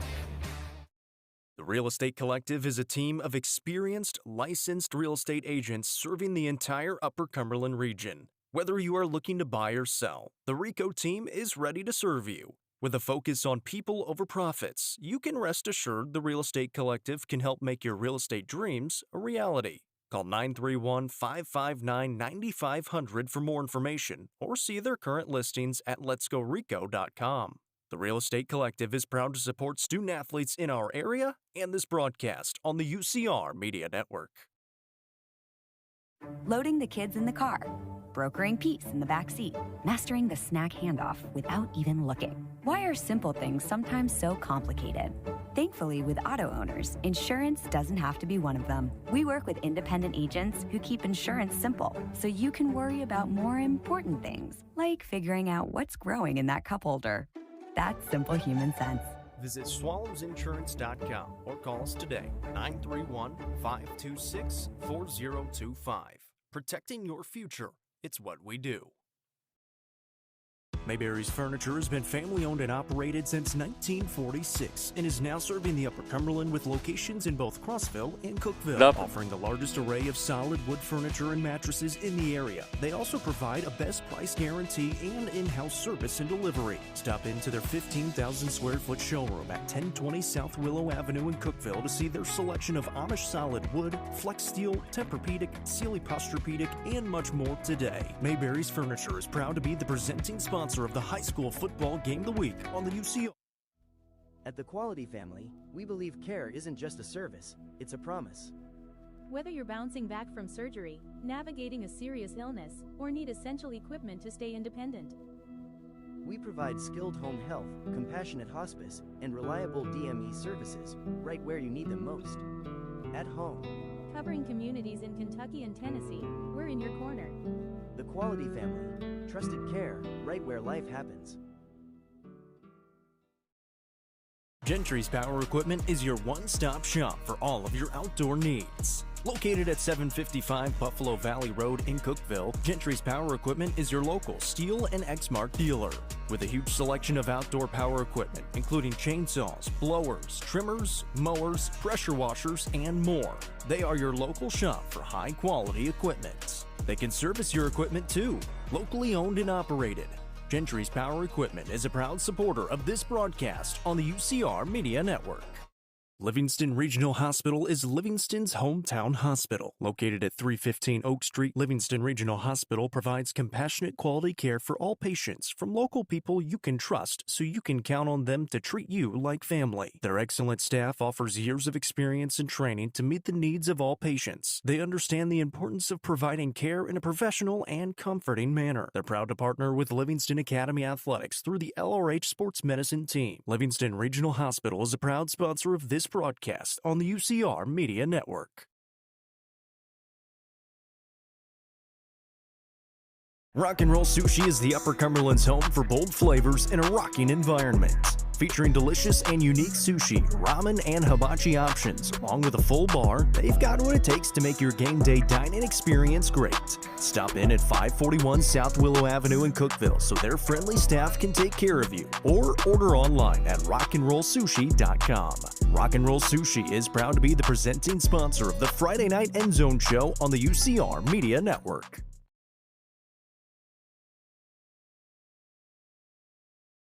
Nelson Trophy and Screen Printing is proud to support student athletes and athletic departments throughout the Upper Cumberland. They are also proud to sponsor Nelson Trophy and Screen Printing's Player of the Game on this broadcast. From trophies to t-shirts, they can do it all. Be sure to stop by and see them at 120 Circle Drive in Allgood or give them a call at 931-537-9559. Nelson Trophy and Screen Printing, proud sponsor of this broadcast on the UCR Media Network. A reputation is built on results. At Upper Cumberland Commercial, our client's success is our greatest portfolio. Whether you're selling for a premium or leasing to the perfect tenant, we make the market work for you. And we stay long after the deal is done, providing the expert management your investment deserves. Upper Cumberland Commercial. Process, precision, performance. Give us a call today at 931-284-9098 or visit us online at uppercumberlandcommercial.com.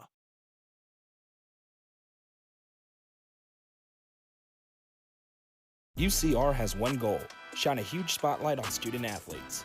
Over the past 4 years, we built one of the top high school sports media outlets in the country. Game broadcasts, weekly shows, cinematic recaps, stories, photos, and more. UCR does it like nobody else. This year, we're expanding into the mid-state and adding Tennessee Tech University. If you own a business, come join the ride and get your company in front of millions of viewers. Send a message to our Facebook page for more information. UCR, get your popcorn ready.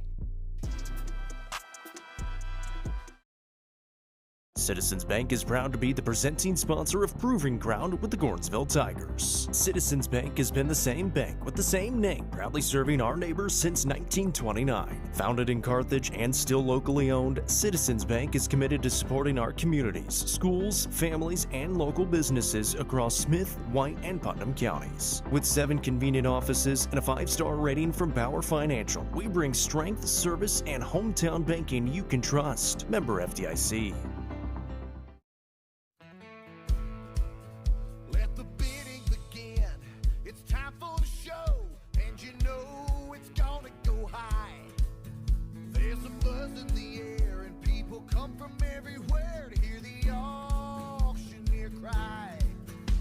The sound of the gavel never gets old when you hear an EJ say so. Live or online, we handle auctions of any kind. Call Amanette's Eagle Auction at 526-5335, where we soar higher. Are you looking for the best dining experience in the Upper Cumberland? Visit Fire and Vine in Cookville's historic West Side. Fire and Vine offers great service and a unique menu, including mouth-watering deep dish pizza, delectable beef, chicken, fish, and more. Take in stunning views from the rooftop while enjoying your meal. Come and experience the charm and flavor of Fire and Vine, your new favorite spot for a memorable dining experience. Fire and Vine is a proud sponsor of this broadcast on the UCR Media Network. Turfmasters Landscape Management has been serving the Upper Cumberland since 1996. They offer a variety of services, including lawn maintenance, landscape design and installation, landscape lighting, irrigation systems, and more. They also provide snow and ice removal during the cold winter months. For more information, contact Matt Wilson at 931-261-1587 today. Turfmasters Landscape Management is a proud sponsor of this broadcast on the UCR Media Network. The Crouch team with Highlands Elite Real Estate proudly presents this 4-bedroom, 2.5-bathroom home with over 4,500 square feet. This home sits on 3 private acres in Allgood and is just a short golf cart ride away from White Plains Golf Course. For more information, visit chadandamycrouch.com or call 931-979-1191. The Crouch team with Highlands Elite Real Estate is a proud sponsor of this broadcast on the UCR Media Network.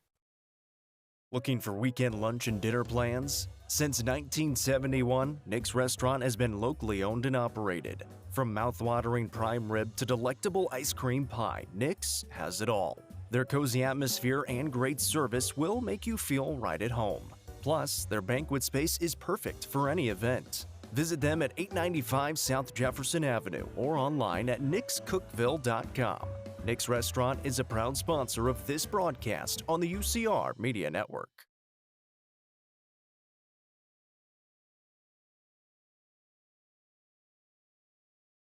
Tee Up is the Upper Cumberland's best indoor golfing experience. With 3 state-of-the-art golf simulators, you can work on some of the world's best courses, all in the comfort of their climate-controlled facility. Want to know where you can improve? See everything from club speed to spin rate in seconds. They also have plenty of other games to enjoy time with friends. Conveniently located at 141 4th Street in Baxter. Stop in.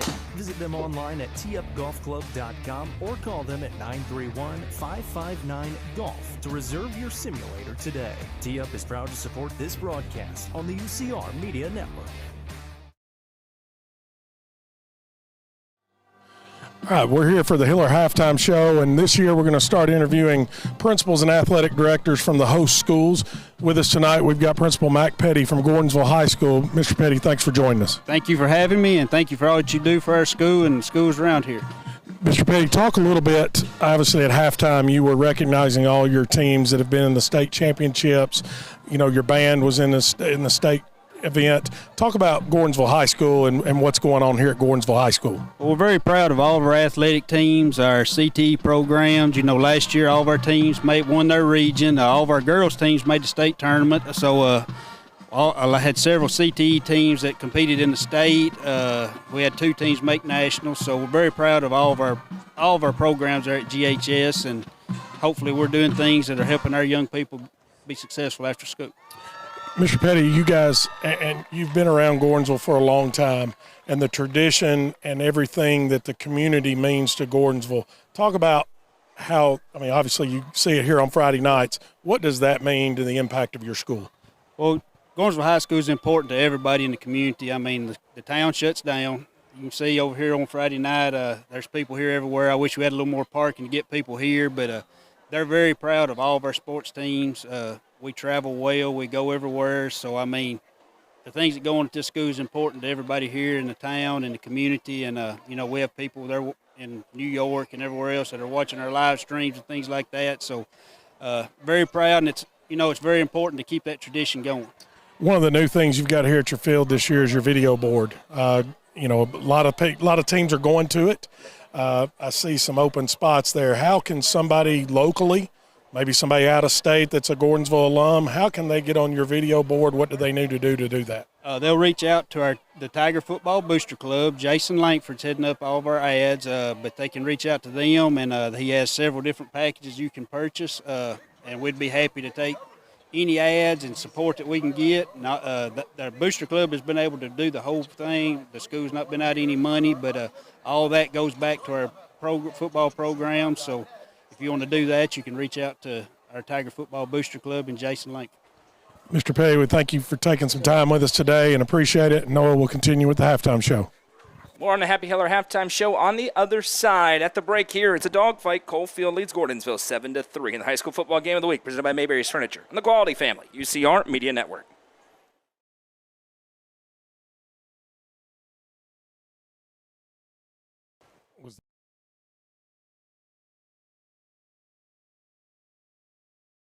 Gentry's Power Equipment is your one-stop shop for all of your outdoor needs. Located at 755 Buffalo Valley Road in Cookville, Gentry's Power Equipment is your local Steel and Exmark dealer. With a huge selection of outdoor power equipment, including chainsaws, blowers, trimmers, mowers, pressure washers, and more. They are your local shop for high-quality equipment. They can service your equipment too, locally owned and operated. Gentry's Power Equipment is a proud supporter of this broadcast on the UCR Media Network. Livingston Regional Hospital is Livingston's hometown hospital. Located at 315 Oak Street, Livingston Regional Hospital provides compassionate quality care for all patients from local people you can trust, so you can count on them to treat you like family. Their excellent staff offers years of experience and training to meet the needs of all patients. They understand the importance of providing care in a professional and comforting manner. They're proud to partner with Livingston Academy Athletics through the LRH Sports Medicine team. Livingston Regional Hospital is a proud sponsor of this broadcast on the UCR Media Network. The Real Estate Collective Land and Farm Team represents a dedicated group of individuals possessing a wealth of expertise in land and farm sales. They possess a range of resources at their disposal, all aimed at showcasing the innate qualities of each property. Call 931-559-9500 for more information or see their current listings at letsgorico.com. The Real Estate Collective Land and Farm Team is proud to support student athletes in our area and this broadcast on the UCR Media Network. Loading the kids in the car, brokering peace in the back seat, mastering the snack handoff without even looking. Why are simple things sometimes so complicated? Thankfully, with auto owners, insurance doesn't have to be one of them. We work with independent agents who keep insurance simple, so you can worry about more important things, like figuring out what's growing in that cup holder. That's simple human sense. Visit swallowsinsurance.com or call us today, 931-526-4025. Protecting your future, it's what we do. Mayberry's Furniture has been family-owned and operated since 1946 and is now serving the Upper Cumberland with locations in both Crossville and Cookville, offering the largest array of solid wood furniture and mattresses in the area. They also provide a best price guarantee and in-house service and delivery. Stop into their 15,000 square foot showroom at 1020 South Willow Avenue in Cookville to see their selection of Amish solid wood, flex steel, Tempur-Pedic, Sealy Posturepedic, and much more today. Mayberry's Furniture is proud to be the presenting sponsor of the high school football game of the week on the UCR Media Network. Welcome back. It's time for one of my favorite parts of the week, the Livingston Regional Hospital scoreboard. Jeremy Tollison, take it away. Let's go. We've got, you talked about it earlier, but Barron County, Kentucky up on Clay County 35-6 in the fourth quarter. Scott on top of McCreary Central out of Kentucky, 23-6. One thing I do like about week one and sometimes week two is you get to see some of these cross-border rivalries, these out-of-state rivalries, and especially with and I know we don't talk about the private schools a whole lot. But we care about private schools. All of a sudden, we care about them a little bit more now that we have the mid-state game of the week. No, that's fair. That's fair. But now sometimes you see some of those. Like the scrimmage between Baylor and the team out of Buford, out of Georgia, it's like, holy mackerel. Look at these matchups. So, Pigeon Forge losing to Cherokee 20-0. You can try to get a little bit closer to home. Smith Science Hill 14-6 over Elizabethton. Next week, Greenville, Upperman tonight. Greenville over Morristown West, 27-6 at the half. And my favorite team, and I still am I'm about 80% sure that I pronounce it correctly, but Unaka? I say it every time. Unfortunately, they start the season 0-1 against the mighty whatevers out of Happy Valley. The Warriors. Are you serious? Warriors. Are they the Warriors? 55-0, Unaka. Thank you. And similar score, 55-0, Jellicoe over Lynn Camp, Kentucky. Lenore City, 28-17 over Campbell County. Greenback beating Tellico Plains, 16-6. Getting closer to home by the steam plant. Kingston, 30-21 over Harriman in the second quarter. Hardin Valley. Hardin Valley, 49-0 over Knoxville Carnes. Oak Ridge 10-7 over Knoxville Halls. That tied in at Oak Ridge. Beast. Coach Dodge mentioned it earlier. Scoreboard update on that. Alcoa over Maryville 21-14 late in the third quarter. Eagleton Academy 26-6 over Oliver Springs. Oneida and Rockwood 0-0 bottom of the third inning. Sure that's not the Braves game? It's something. No, the Braves would have given up a run by that point, Coach. Bledsoe County 21-14. Why are Bledsoe County and Sequatchie County playing each other so early in the season? They're no longer in the same region. Wow. Sequatchie's up in Class 3A, I believe. Bledsoe's in 2A. 21-14 Bledsoe over Sequatchie, halftime. Also, top of the sixth inning, Hickson 7, East Hamilton 2. Loudon 21-3 over William Blunt. Marion County, apparently they're good again, 42-6 over Brainerd. No score, Cannon County, Monterey. Ray County, Red Bank 22-21. Ray County up in that one. As Coach Dodgen mentioned, 35 Zippo, Soddy Daisy losing to White County. Apparently South Pittsburgh's good again, 55-0. What?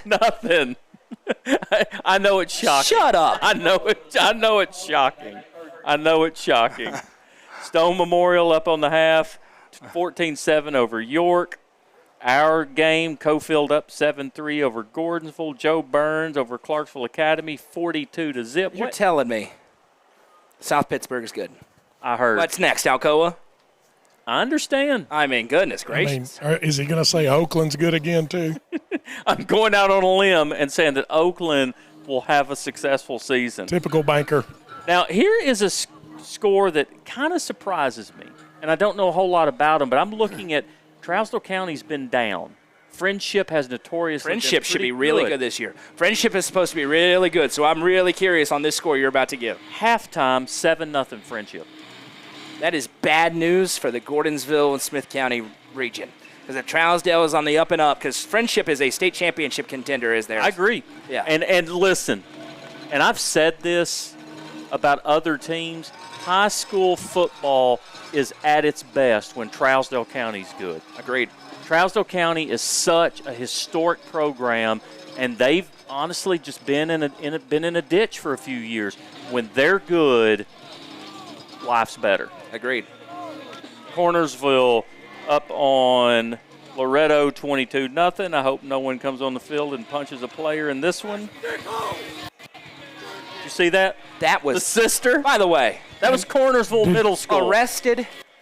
You can't go punch somebody. Did you see? They interviewed her today. I heard about it. And her attorney. Arrested. Her attorney is backing her, obviously. I don't care. He's going to. But arrested and banned for, that should be a lifetime ban. She's 13. I don't care.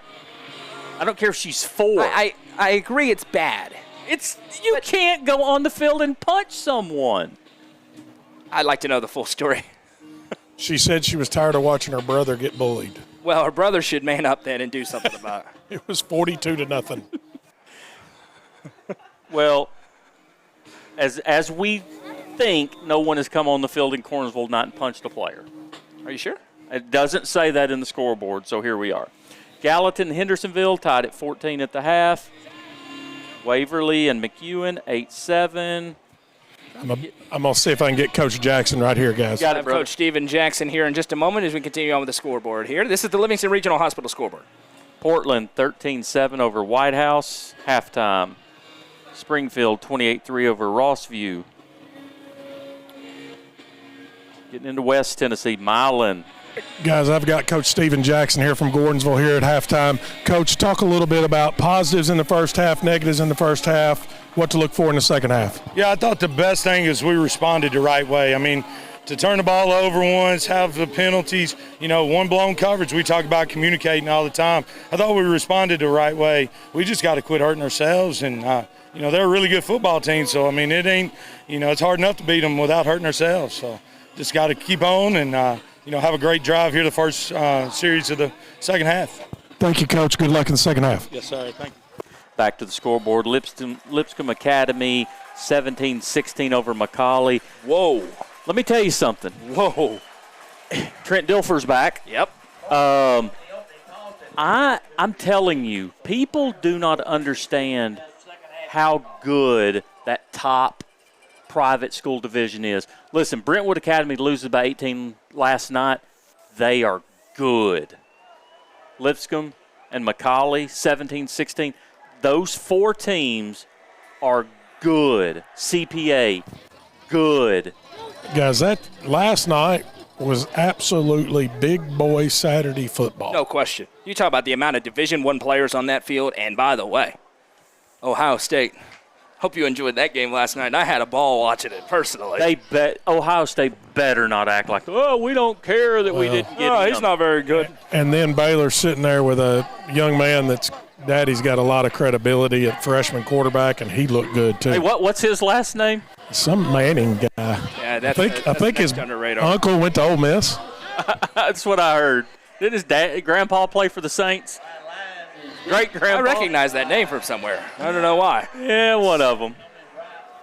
Well, back here, guys, 7-3, Coalfield with the lead, and this feels like it might as well be 0-0 right now. This is so up in the air, Jeremy. It is, and it still feels like both teams are kind of filling the other teams out. But as tight as this game has been, one play. One play could determine the outcome of this because it's just been, 2 or 3 yards, 2 or 3 yards, 2 or 3 yards, and then each team's had a big play. Gordonsville not able to capitalize on the botched snap, but here we are. Let's go. Let us know in the comments section who you are, where you're watching from, who you're cheering for. 2 quarters to decide a winner in the high school football game of the week. It's been a fun one so far. You know what this game is, Jeremy? Slobber knocker. That's yes, right. indeed. Coalfield to kick it away. The ever dangerous Ryan Lyons looming deep. He's not going to get a chance at this one as they'll angle it towards the sideline. Fielded at the 18, to the 20, to the 25, and cut down. Waylon Kennedy taken down after a really nice job in pursuit. There's been some great tackles in this game. First one to him is Braden Gwynn. Absolutely great tackle there by Gwynn. Just pursuing, getting the angle, and just making the one-on-one tackle. That is a tough play to make. And, guys, something to keep an eye on over here is Gordonsville's athletic trainer working with number 7 for Gordonsville here, trying to see if he's able to go in the second half. And that's Ryder Roberts, who, remember, he was crunched late in the first half. 2 back-to-back bone-jarring hits against quarterbacks for Gordonsville at the end of the half. That looms large at this moment in time. One receiver split out each way. Handoff goes to Turner Booker. Booker up the middle. He's hit hard. Pile-up arrives, and be dropped down. Gordonsville wants to get back to their 3 yards in a cloud of dust football. The problem is every time they started to get 4 or 5 yards, there'd be a penalty in the first half to knock them behind the chains. That, and, I don't know if it's an adjustment that Coalfields make or just the will of controlling the line of scrimmage. But for the last 10 or 12 plays by Gordonsville, the defensive line from Coalfield has stepped it up. 2nd down and 8 upcoming here. It's the high school football game of the week presented by Mayberry's Furniture, a 1A, 2A ranked battle. 3rd overall in 1A Coalfield, 7th in 2A Gordonsville.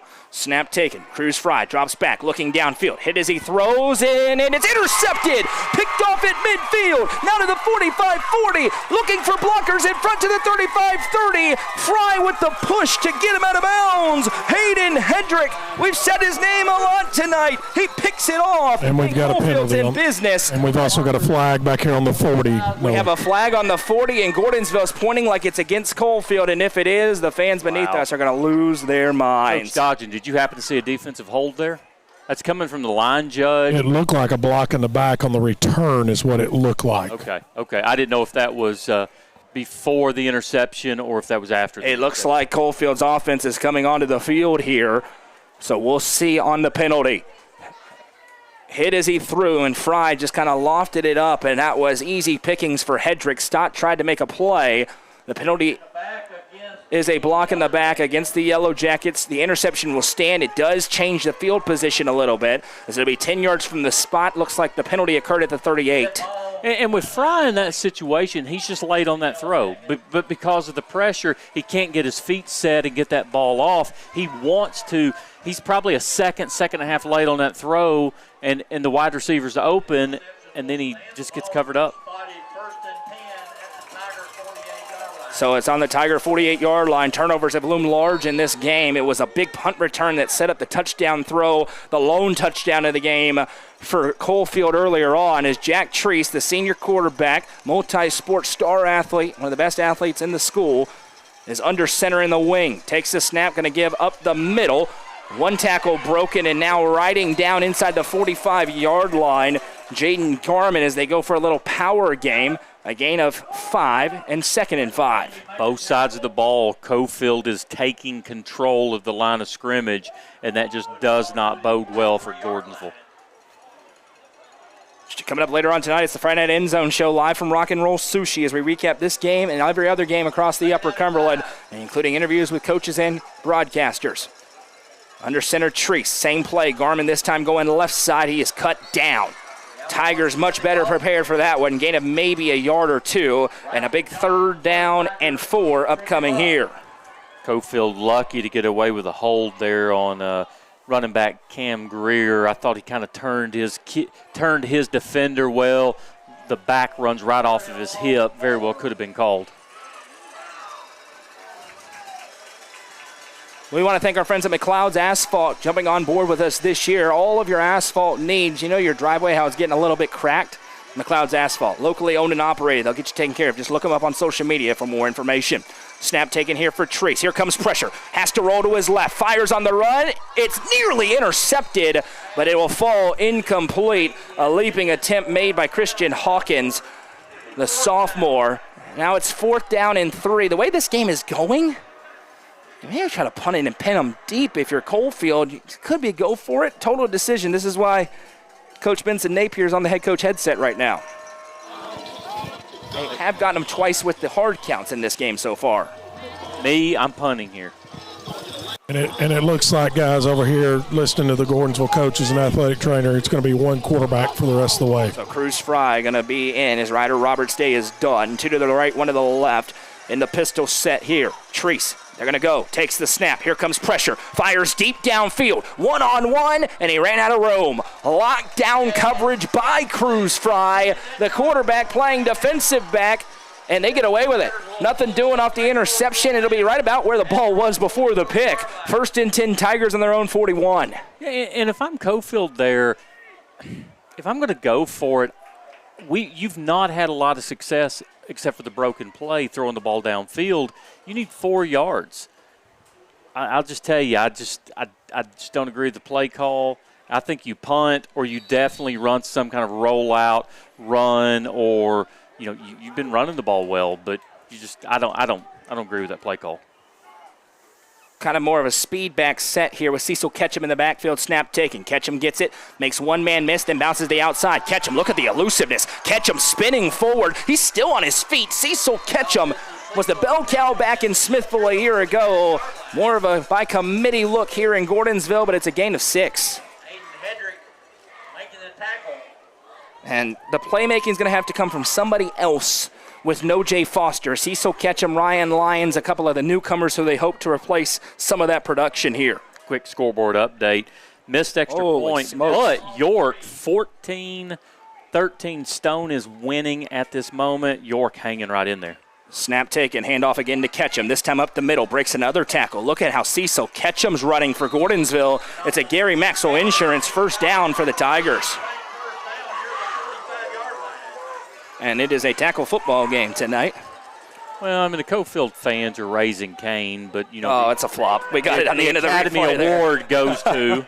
That was a flop. Oh, my goodness.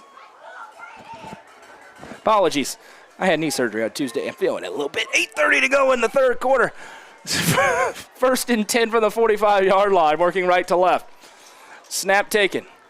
Working around the left side, trying to stretch it, and this time nothing doing. The Yellow Jackets put them down for a loss. Caden Mason had no shot on that play. It's a loss of a yard, maybe 2, 2nd down. Great play there by Jackson Anderson, stringing out the play and then just getting physical, big boy football, pushing through his block and getting to the running back. Great play there by Anderson. And now I think what we're going to see here, guys, is Coalfield a little short on numbers, having people go down with cramps. Lane Adcock, he scored the touchdown earlier on, and he is definitely cramping, getting stretched out on the sideline. Week 1, going to be a lot of that. Even though it's a nice night, it is humid down there, Coach. You mentioned that earlier. It's a little sticky down here on the field. You got plenty of bugs going with us, but it's a little sticky right now. 7:50 to go in the 3rd quarter. Time taking away, 7-3.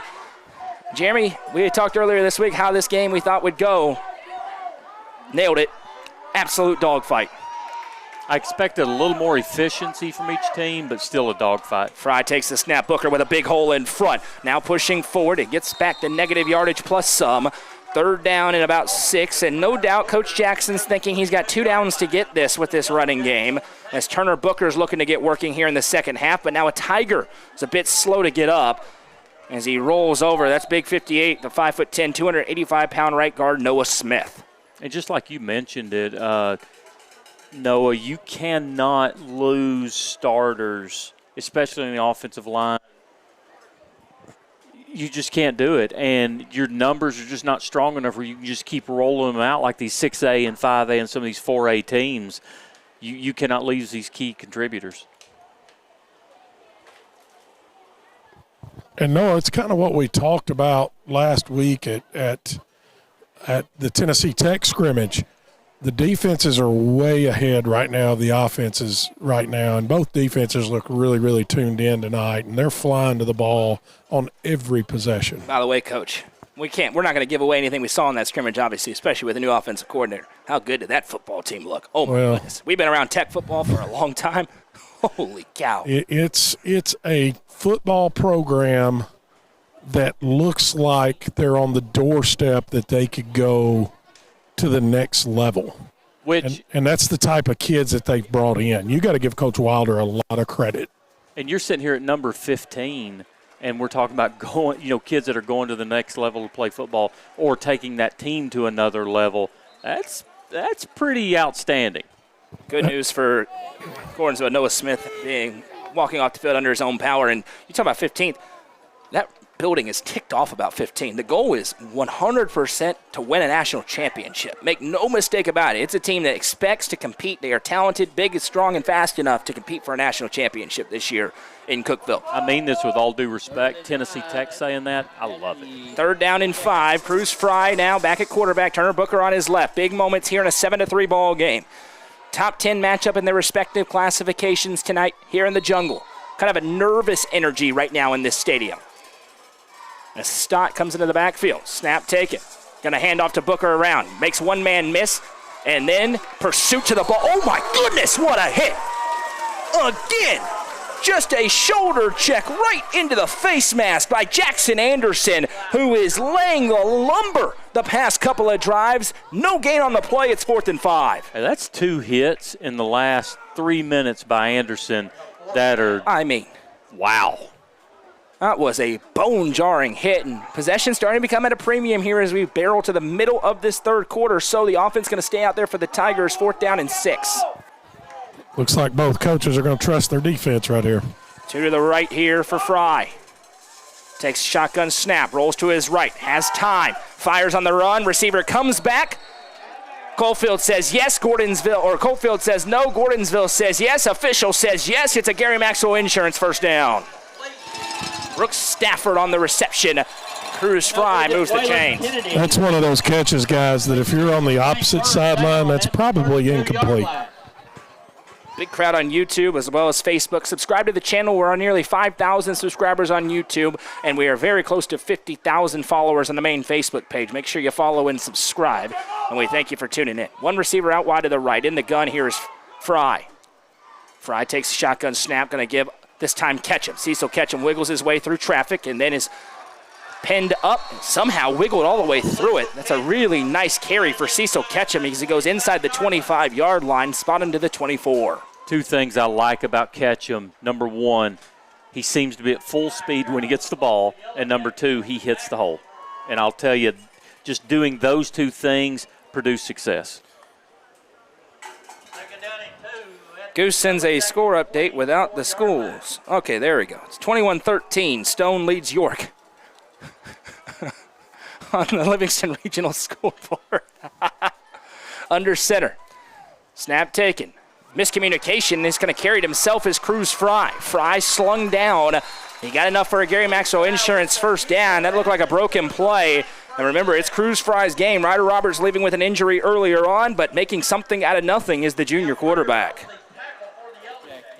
And that injury for Ryder Rogers looks like to be a lower leg injury. Got kind of rolled up as part of that big hit. He was wrapped up low and then a bone-jarring hit high. But, again, we mentioned earlier, Roberts and Fry have they played every part of this playbook. So not a big deal that Fry is the quarterback right now. And they're going to go into the wing. Booker behind him. Fry takes the snap right up the middle. Big boy football. Pushing forward for a gain of maybe a yard. Down to the 15-yard line. They are in the South Willow Auto Clinic red zone, are the Gordonsville Tigers. Wesley Camberon there with just really good penetration, sticks the running back.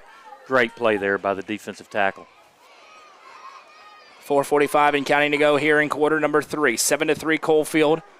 Gordonsville has gotten into the red zone pretty consistently tonight and stalled out once they've gotten here. Will that continue or does it change right here, right now? Looking for 7. Staying in the jumbo set again. Booker behind Fry. Fry takes the snap, turns and gives Booker. Booker up the middle, big hole, this time to the 10. He's still on his feet, leaves his man in the dust, into the end zone, touchdown, Gordonsville! Turner Booker says, get off me, we're going to the crib, and the Tigers lead for the first time. Tigers. I'll tell you, great drive there by Gordonsville. They found something with this jumbo package, and they just listen, you just challenge your kids. It's like, hey, we're going to line up. We're going to cram this football down their throat. Are you going to step up and make it happen, or are you not? It was Cecil Ketchum early in the drive, and then it was the Punisher, Turner Booker late, getting it in for 6. Cruz Fry comes in. It's his show now with Ryder Roberts out with an injury. And Fry leads his troops down the field, and unfortunately, another cramp it looks like here for Coalfield with 4:20 to go. But Gordonsville leads for the first time, and they'll be looking to make it a 3-point game. And guys, I always hate the word quarterback controversy or whatever, but it looks like Gordonsville's just a little bit more comfortable with the steadiness of one guy being out there on that drive completely. They were running left, right, and down the middle. And that big offensive line, we mentioned it, guys, that is one of the biggest offensive lines in 2A football. You go across the board here, 265, 220, 270, 285. That right side of the line at 285, and then Josh Peacock at 6'2", 305. And it was a run to the left, though, and Turner Booker at 5'11", 210, just throwing defenders off of him, getting into the end zone as the cramping Yellow Jacket looks to be okay. Back on his feet, Hayden Hedrick, who's had to do a lot tonight. And this could turn in quickly into a war of attrition. But a big extra point upcoming here for the Tigers in the form of Caleb White. And it's cooled off a lot down here on the field. But no, when we got here, it was extremely humid and hot when we got here at 5 o'clock today. It was. And that temperature drop can lead to a lot of cramping issues. Snap, set, spinning kick is good. The Tigers lead for the first time in 2026. It's 10-7 in the high school football game of the week, presented by Mayberry's Furniture on the Quality Family, UCR Media Network. At the Quality Family, we believe care isn't just a service, it's a promise. Whether you're bouncing back from surgery, navigating a serious illness, or need essential equipment to stay independent, we provide skilled home health, compassionate hospice, and reliable DME services right where you need them most. At home. Covering communities in Kentucky and Tennessee, we're in your corner. The Quality Family. Trusted care right where life happens.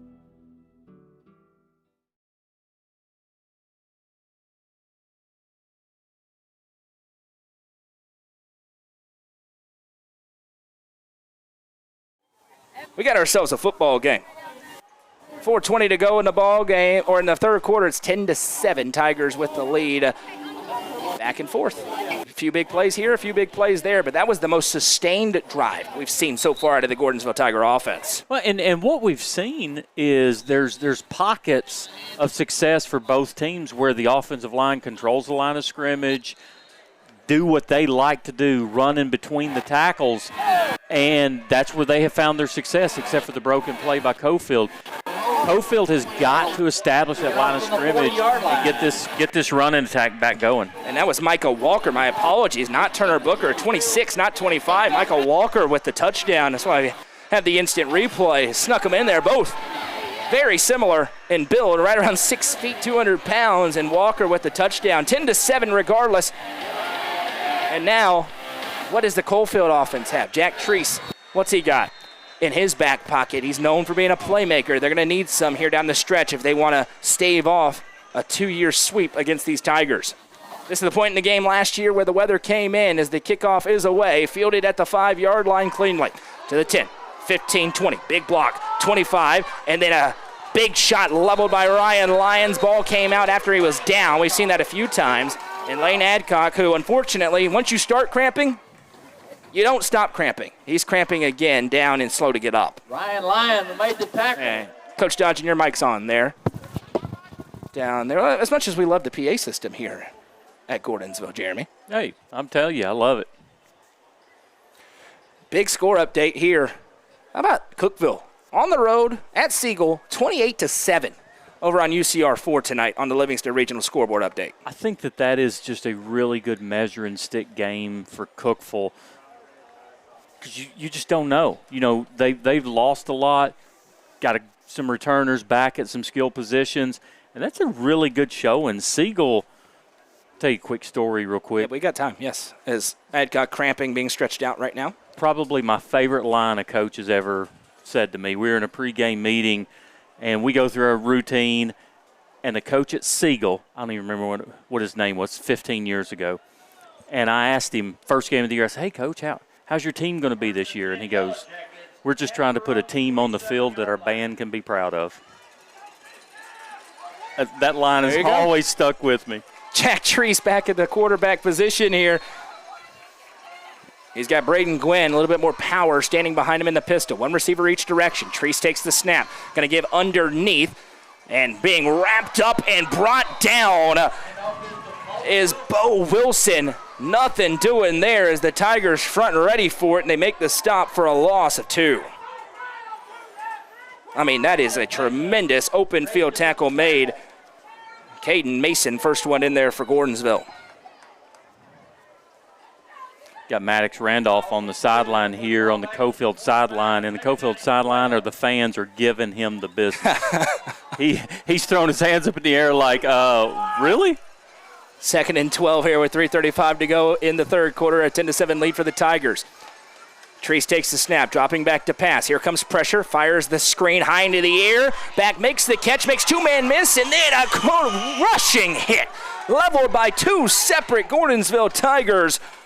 Turner Booker, first one in, the junior, shoulder straight to the chest of the tailback, Braden Gwynn, out of the backfield. Again, Gordonsville, great pursuit on that play. Looks like it's going to be tackled at the line of scrimmage, maybe a short loss, and all of a sudden he squeaks through, and then the double pow comes in. Look at that hit. Replay presented by Henry Brothers Roofing. Tackle football tonight. 3rd down and 9 here for the Yellow Jackets, and everybody moved but the center. And that's going to be a false start against Coalfield and back them up 5 yards. Everybody moved but the center. That's when you know you're going on 1, and the ball just doesn't go. So take a 3rd and 9 and turn it into a 3rd and 14. Score update in the Mid-State game of the week over on UCR Mid-State. Brentwood, 9th-ranked 6A team in the state, leads Smyrna 14-12 late in the third quarter. Jonathan Hutton, Chad Withrow on the call. Ella Fox on the sideline there. What a broadcast crew we've got, as we'll have the best game in Middle Tennessee every week, the best game in the Upper Cumberland every week as well. More on that, where we'll be next week after this 3rd and 13 play. Talking about elite, UCR is elite. Stock up. 2 to the left, 1 to the right. In the pistol. Snap taken. Play fake. Treese rolls to his left. Has Tigers in his face. Fires. Receiver Wilson makes the catch, but he's slung down at the 30-yard line. This Tiger defense starting to show why we talked about in pregame being the strength of this football team. It's 4th down and 6, and Coach Napier has no choice. He's got to punt this one away. You just feel that Gordonsville's starting to take control. You feel that Coalfield is kind of, I don't want to use the word cowering, but that's the best way for me to describe it. They seem to be peeling back a Gordonsville's little turned bit. into the aggressor. Early on in this game, they were not. Since then, they have been. Coach Dodge is on the sideline. He can probably sense that better than us down there, but it seems like Gordonsville, the more aggressive football team right now. They are, and and after the touchdown, you just saw a sense of kind of relief from Gordonsville that they were able to put it in the end zone after a couple good drives, and it's just fed off of it. And you're also looking, too, guys, at the attrition. The offensive line from Gordonsville standing over here resting where the Coalfield's having to play both ways. Sam Dunford back deep to punt. Watch this snap. That was big at the end of the first half. Waylon Kennedy awaits this one. It's nearly blocked. They get it away at 1 hops. Kennedy's just going to let it go. Considering the duress, that's a great punt for Dunford as it trickles all the way down inside the 30 to about the 27-yard line, and that is where Cruz Fry and this Gordonsville offense that just marched right down the field will take back over with 57 seconds to go here in the third quarter. And you sit there and think about how this game's played out. Coalfield busted play, 7 points. Gordonsville's controlled this game. Yep. And you feel like if Gordonsville can win the game with this drive. You sit here and burn 7 or 8, 9 minutes off the clock and score a touchdown. I don't know that Coalfield can come back from that. 1st and 10 upcoming here with 57 seconds to go in the third quarter. 10-7 Gordonsville looking for the put-away drive potentially here. It is Turner Booker behind the quarterback, Cruz Fry. Fry takes the snap, going to give to Booker up the middle.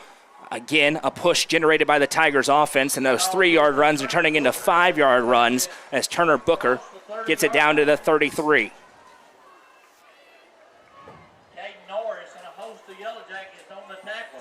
Shout out to Coach Dodgen operating the scoreboard. That clock is unofficial. It's being kept up, so if it bounces around a little bit, that's why.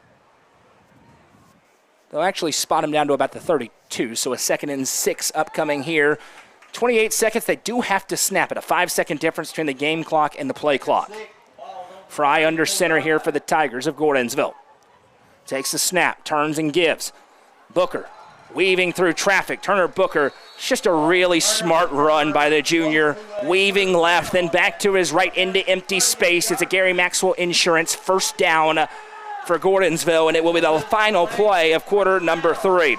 Tigers starting to move, leading 10-7 after 3. This is the high school football game of the week, presented by Mayberry's Furniture on the Quality Family, UCR Media Network. Rock and Roll Sushi is the Upper Cumberland's home for bold flavors in a rocking environment. Featuring delicious and unique sushi, ramen, and hibachi options, along with a full bar, they've got what it takes to make your game day dining experience great. Stop in at 541 South Willow Avenue in Cookville so their friendly staff can take care of you, or order online at rockandrollsushi.com. Rock and Roll Sushi is proud to be the presenting sponsor of the Friday Night End Zone Show on the UCR Media Network.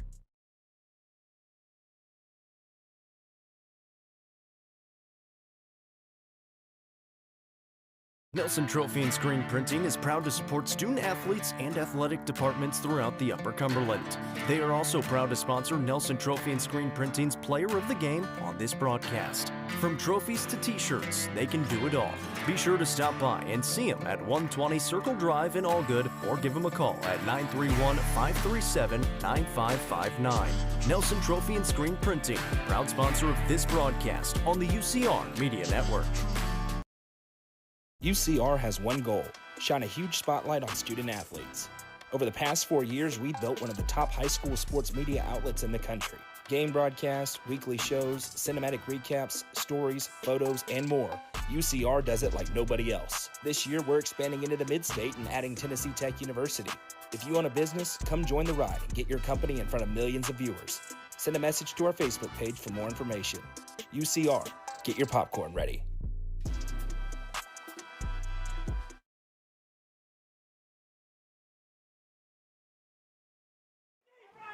Ladies and gentlemen, get your popcorn ready. 10-7, Gordonsville with the lead in the football. 1st and 10 from their own 39, working left to right on your screen. Cruz Fry takes the snap, going to turn and give to Cecil Ketchum around left end. Ketchum going to be cut down at about the 42-yard line. First one in defensively is Sam Dunford, the sophomore, starting to make his presence felt a little bit more in this second half. Gain of about 4, and it's 2nd and 6. Ketchum has been such a spark for this Gordonsville offense. And like Coach Dodgen was saying a moment ago, about it just seemed like their attitudes have changed. I think Ketchum and his running style up to this point has been a big part of that. Micah Walker, the sophomore running back, with the difference on the touchdown run so far for Gordonsville. Under center is Foster. First time I've done that. Fry now gives again to the tailback Ketchum. He works his way through. May I ask where this near side official is walking in at? Okay, he's starting to make his way further right. Gain of about 4. It'll be 3rd down and 2. Week 1 for everybody. I have no idea where he was walking towards. That's my guy. Russ is a great guy. Coach at Coalfield, he's trying to get in his ear a little bit about some stuff. I would have already been bench warned by Russ on that one. Fry is under center here. Takes the snap.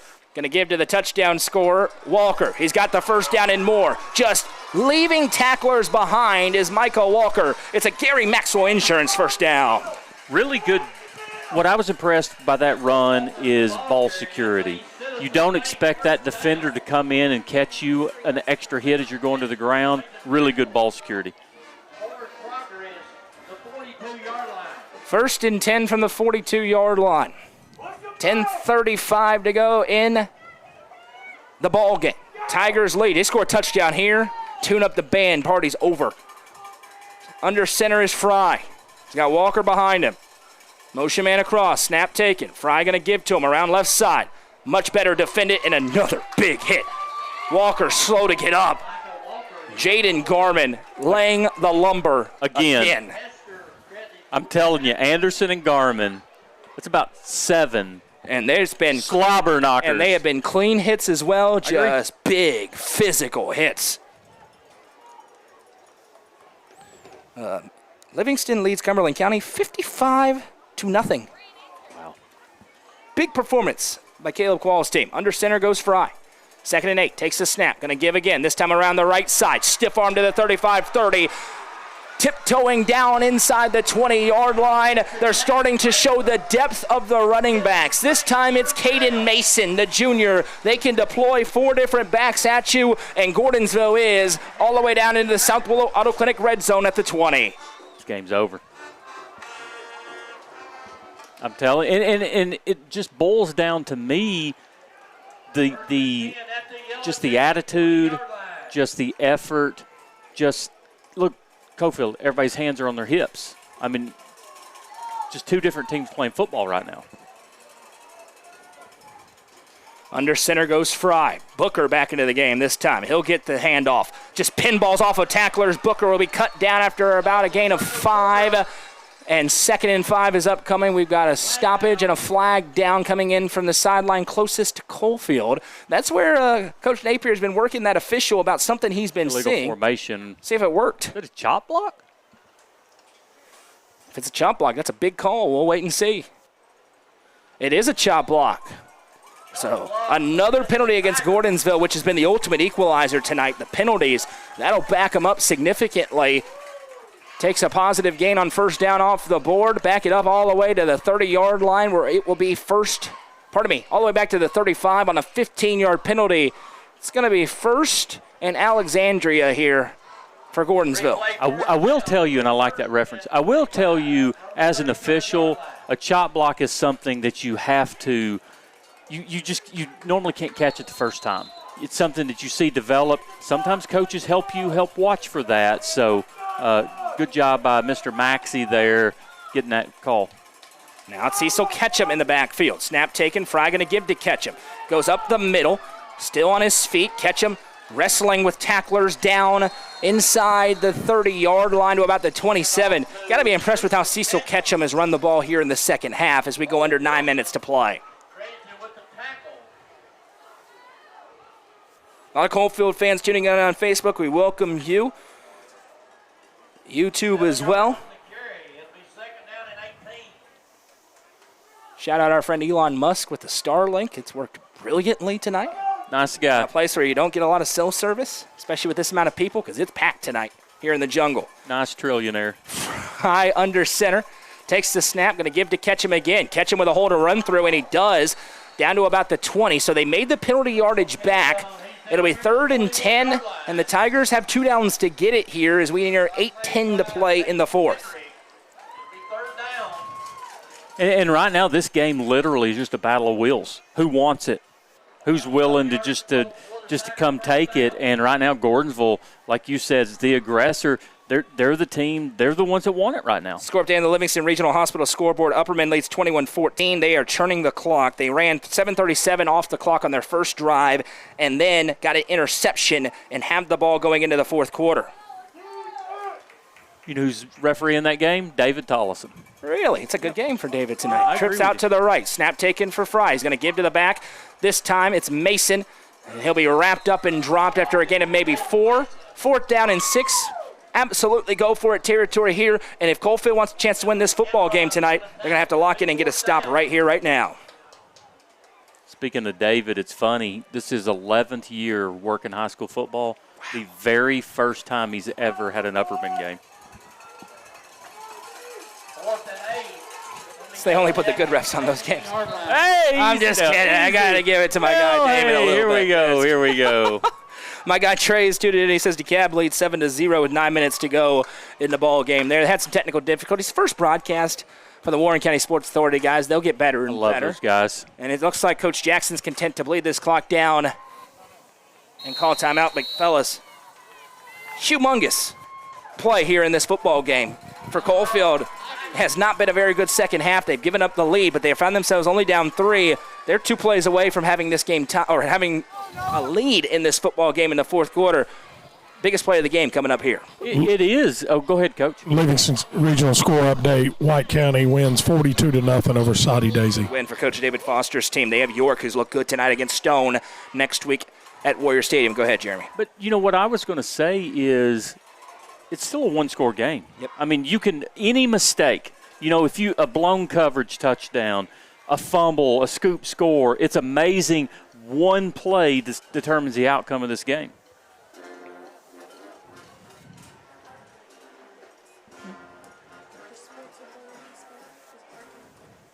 Cumberland County on the board, Coach. 55-7. You know, you got 2 programs in our area, Warren County and Cumberland County, that are playing non-region. And White County did that, about 9 years ago? It worked out pretty well for White County. It doesn't seem to be working that well for the other 2 right now. Here we go. Trips bunched to the left. Ryan Lyons all alone to the right. Again, Ryder Roberts' day is done with an injury. Cruz Fry, the quarterback. He's got Turner Booker behind him on a 4th down and 7 here for Gordonsville. Inside the red zone. Fry takes the snap, rolls right, looking downfield, fires to Lyons, who makes the catch, breaks a tackle. Ryan Lyons tiptoes. He's got the Gary Maxwell Insurance first down. They've looked his way twice, and both times Ryan Lyons delivers for Gordonsville. You know, and you wish you could get the ball in his hands more, but I think the running game with Gordonsville's just been so effective you don't have to. But it's nice having number 3 in your back pocket this season. The 3rd-ranked 1A team in the state, Coalfield. The 7th-ranked 2A team in the state, Gordonsville, going at it tonight. It's been a heavyweight fight. Gordonsville's looking for what could be the final haymaker throw. Fry is in the gun. They have not been great in the red zone this evening. Booker's on his left, snap taken, handoff to Booker, wrapped up at the line of scrimmage, pushing forward inside the 10, and now it's a rugby scrum as he'll be dropped down at about the 7-yard line. 2nd and goal upcoming here for the Tigers. And Cage Petty, who's the left tackle, lost his helmet on that play, so he'll be forced to come off for a snap. And the maybe biggest kid on the team, height and weight-wise, Bryson Smith, 6'6", 330 pounds, will come in to the left tackle spot for Gordonsville. Great football game tonight. Both teams laying it out here in week number 1. Both teams are going to be really, really good this year. We'll talk about it post-game on the Friday Night End Zone Show live from Rock and Roll Sushi in Cookeville about an hour after the conclusion of this game. Hope you'll join us for it. Question is, what win will we be talking about? Cecil Ketchum into the backfield behind Fry, who's in the single back. Under center. Takes the snap. Going to give to Ketchum around left side. The Red Sea parts. He dives forward. He is just short. 3rd and goal from the 2. Another play where the ball came out after it hit the ground. Cecil Ketchum down at the 2.5-yard line. 3rd and goal, and no doubt 4-down territory. Here's the other thing, guys. Half the quarter is gone on this drive for Gordonsville. It started a couple of minutes remaining in the 3rd. It's now down with 5:20 to go in the 4th, still on this drive. And, you know, I mentioned that right before the drive. If you can kill 5, 6, 7 minutes and score, it's ball game. Great crowd on both YouTube and Facebook. We welcome you in. Here we go, under center, snap taken for Fry, gives to Booker. Turner Booker pushes forward. Short. Gordonsville says touchdown. Coalfield says it's their football. The official comes sprinting in and says he's down short. The ball came out. For sure the ball came out. They're going to talk about it. This is a very interesting play. As you saw in the replay, the ball is out. The question is, where was it? Who has it? Well, the official had it marked short. And it's going to be 4th and goal for the Tigers. That is a huge call with 4:39 to go. The clock is stopped. It needs to be running here. Nobody's called timeout. The Coalfield fans booing. They feel like it should have been a fumble in their football. They may have an argument. I'm going to be honest with you. I think Coalfield's got a big argument right there. I do as well after seeing that replay. We'll play it again as the clock begins to run with 4:33 to go, and now the official's going to talk again. Let's take a look here, guys. It's not. You got a flag on Coalfield's sidelines. We've got a flag here, but let's take a look at this replay. Presented by Henry Brothers Roofing. You can see the ball is clearly out. The official comes running in. Wow. Coalfield has a tremendous argument on that one. That could be a pivotal moment. Now they would still be on their own 1-yard line, having to go the length of the field.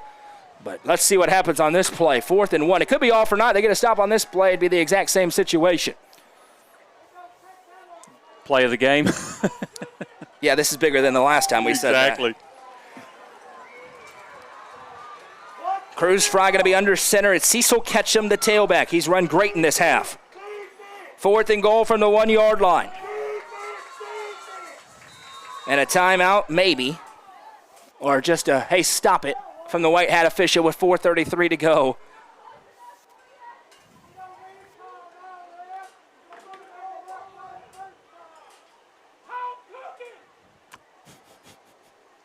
Under center goes Fry. We're finally going to have a 4th and goal from the 1. Snap taken, hand to Ketchum. Cecil Ketchum pushed from behind. He's into the end zone. Touchdown, Gordonsville. Cecil Ketchum with his first touchdown in blue and white. And it comes at a huge time. The Tigers lead by 2 scores. And what a drive by this Tigers offense as they drain nearly a quarter length of time and lead by 9, PAT pending. And the Coalfield fans are letting the officials have it.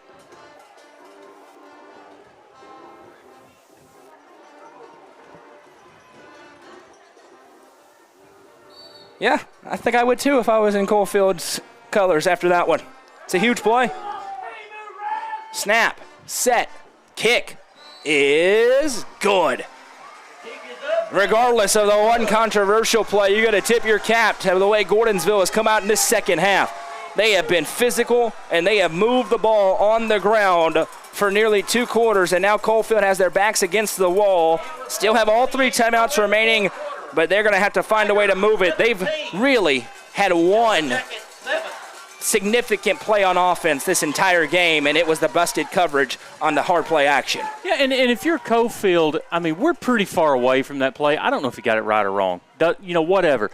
But that's one play. You have been so stagnant on offense that at the end of the day, you can't blame the game on one play. You've had 80 other plays to do something different, and you've not been able to do it. Touchdown run for Cecil Ketchum. The difference now is Gordonsville leads by 10.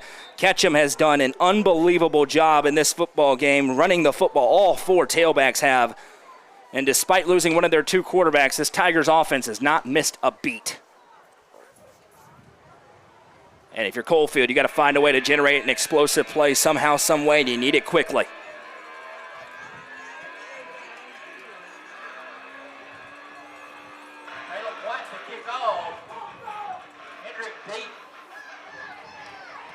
I'm Noah McKay. It's Jeremy Tollison. Coach Dodgett on the sidelines. The lovely Madison McKay producing things. We are here in the Gentry's Power Equipment broadcast booth tonight. Stick around post-game. We'll have an interview with the Nelson Trophy and Screen Printing Player of the Game and the winning head coach as part of our post-game coverage before heading over to Rock and Roll Sushi for the Friday Night End Zone show. Kicking it on here for the Tigers. Boot is away. A squibber. This is returnable. It's bobbled and gathered at the 18-yard line. Sizing up the blockers, nowhere to run. and just getting what he can out of it. That's a wise decision for Hayden Hedrick. 1st and 10 for Jack Treese and company from their own 30-yard line. And if you're Coalfield, I mean, listen, Treese throws the ball well. He does. Let's hey, put that behind you. Got a huge arm. And listen, you scored on one play, one busted play. Get ready. I mean, they can score points. Let's just get out here. Let's bury the frustration, and let's try to go win a football game. 1st and 10 Yellow Jackets at the 30-yard line. 1st and 10 Yellow Jackets on the 30-yard line as they work right to left with 4:18 to go. Running out of time. And that play will be controversial, but Gordonsville has completely dominated this football game. Make no mistake about it. Except for one play. Treese, hard play action. Rolls to his right, dumps it into the flat. Wilson with it. Wilson will be cut down, gain of about 3. And it'll bring up 2nd down and 7. Quite frankly, I think there's been more vitriol in the crowd than on the field, Jeremy. I mean, on the field it's been very hard, but a very clean game. And you're going to have really rowdy. You're going to have a personal foul, unsportsmanlike conduct on Gordonsville. Well, right on cue. There's your personal foul against Gordonsville. I have to say I've never heard this line. And you saw me bend over a second ago laughing at what one of these Coalfield fans said. Yes. He said, and listen, I love every official on this field. They're fantastic guys and great officials. I apologize. It was offsetting. Offsetting, so they'll wipe them both off. But he said they must have sent us the Timu refs tonight. We can't have a crowd mic on in the high school games. We do it for the Tech games. We can't do it for the high school games. We'll be taken off the air. Oh, my goodness. Holy smokes. And it's one guy. And listen, hats off to him. There's one guy that has been screaming the entire game. And he's madder than a hornet. Madder than a yellow jacket. Madder than a yellow jacket. 4:05 to go in the ball game.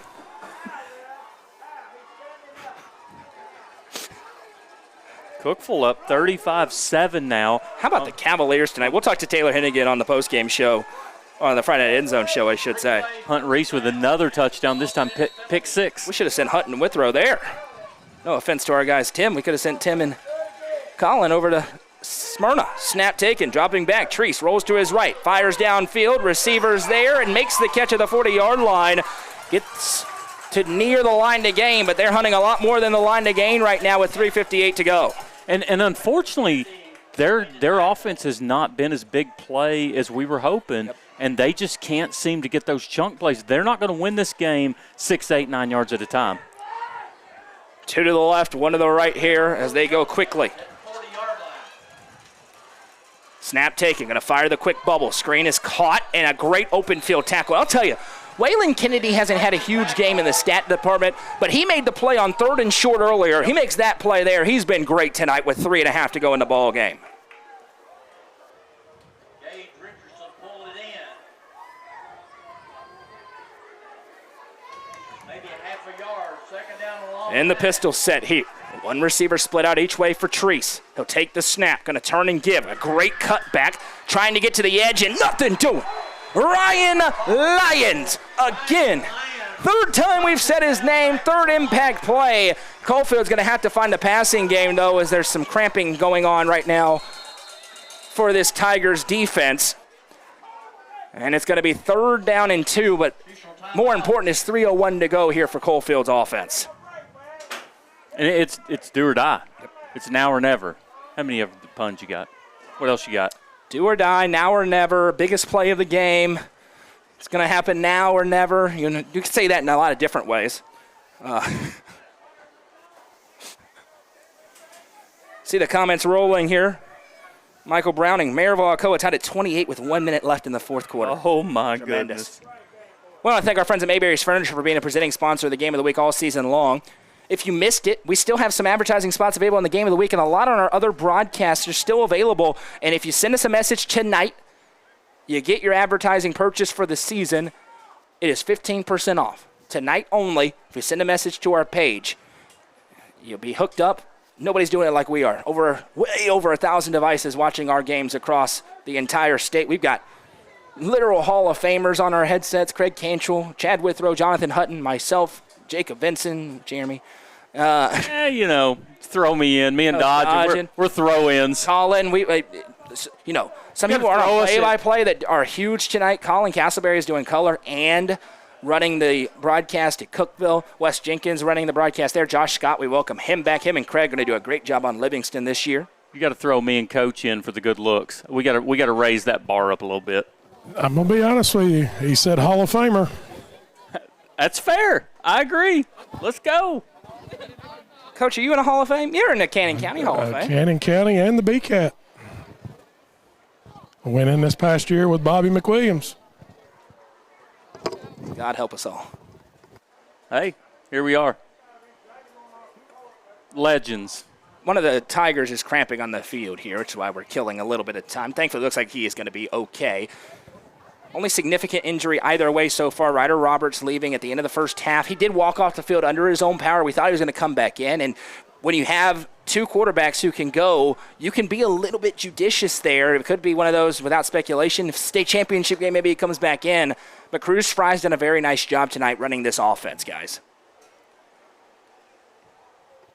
I thought Noah, once the Fry young man went in and had control of that second drive, it just seemed more balanced and more under control. And then the confidence of not only the offensive line but the running game kept getting better for Gordonsville and Coach Jackson. Lucas, I see your message, my friend. You are locked into that 15%. I will send you a message on our way back for the end zone show. But don't worry about that rush. You are locked in as long as we get it knocked out later on. And cramping with the left leg right now, walking off the field, is Brooke Stafford, who's had a very nice game. And guys, we have all had cramps before. When those things start, they're the worst thing you could ever do. 3 in the morning, laying in bed, the Charlie horse comes and the day's over, just like that.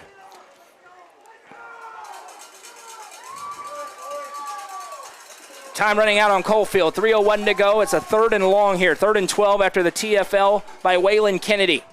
And let's remember, and Ryan Lyons. Clock will start on the ready for play.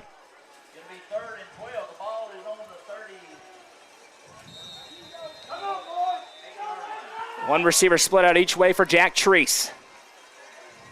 Treese in this pistol set. Takes the snap. Play fake. Rolls out to his right. Eyes downfield.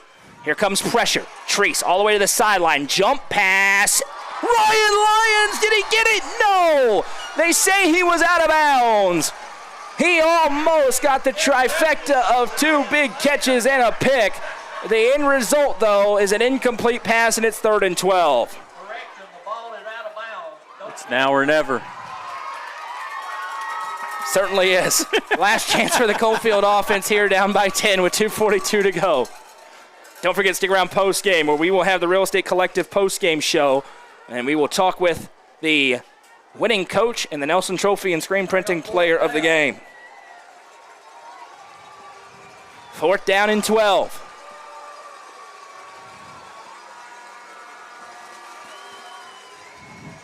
What does Coalfield go to here? The problem is it's just been play action in the past. It's slow developing. Well, they just don't have an attack downfield. You've got Waylon Kennedy, Ryan Lyons, and Cam Stott moving that secondary for Gordonsville. That's as good as it gets. In the pistol is Treese. Takes the snap. 4th and long. Treese has all day to throw. Sets up, fires deep. Receivers open, and he makes the catch. It's Bo Wilson to the 25, 20, 15, 10, 5. Is he in? No signal yet. Still waiting. Still waiting. Is he in or not? The clock is running. It's a touchdown for Coalfield. Jack Treese pulled a rabbit out of the hat, and Bo Wilson goes in for 6. And the clock's running. The Yellow Jackets are not done yet with 3 timeouts in their back pocket. The clock should be somewhere in the 2:30. And they've noticed it. It should be about 2:24. Holy smokes. What a play by Jack Treese and Bo Wilson. New life for Coalfield. The key to me in that play is I thought the offensive line gave him time. He let things develop, came all the way across the field on a slant and was able to make the play. But the offensive line, in my mind, made that play. Jack Tree showing off why he's one of the best athletes at Coalfield High School. What a play. And they will have a chance, even if they don't get an onside kick, to stop the clock 3 times with their timeouts. Gordonsville started to feel like they were cruising and is now back in a fight. What a game tonight. It's why we're here in the high school football game of the week. They did reset the clock. The Coalfield fans are going to make sure that happened. 2:20 to go now in the ball game. Low snap, it gets away. The kicker grabs it, and he will be swallowed. And that could be pivotal, because now it means Coalfield has to get a touchdown to get the lead back here. But Jack Treese to Bo Wilson on 4th and 12, game on the line. Not only do they get the first down, they get the touchdown. 2:20 to go. Onside kick certainly upcoming here for the Yellow Jackets, but they still have those 3 timeouts in their back pocket. Hit that share button if you haven't already. People may have tuned out and thinks this game's over. Hit share again so they know the game is a 1-score gap again. This is awesome. Alcoa Maryville going to overtime. Unbelievable night. I mean, I'm telling you, Upperman and Knox Webb, unbelievable. I am so glad football's back.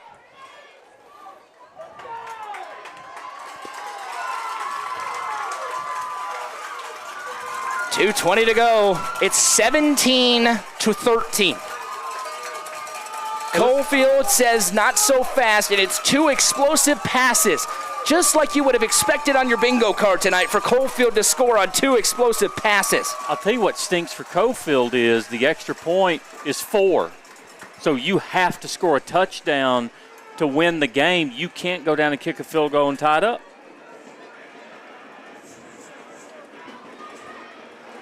And it is Jack Treese, the quarterback, who's the kicker.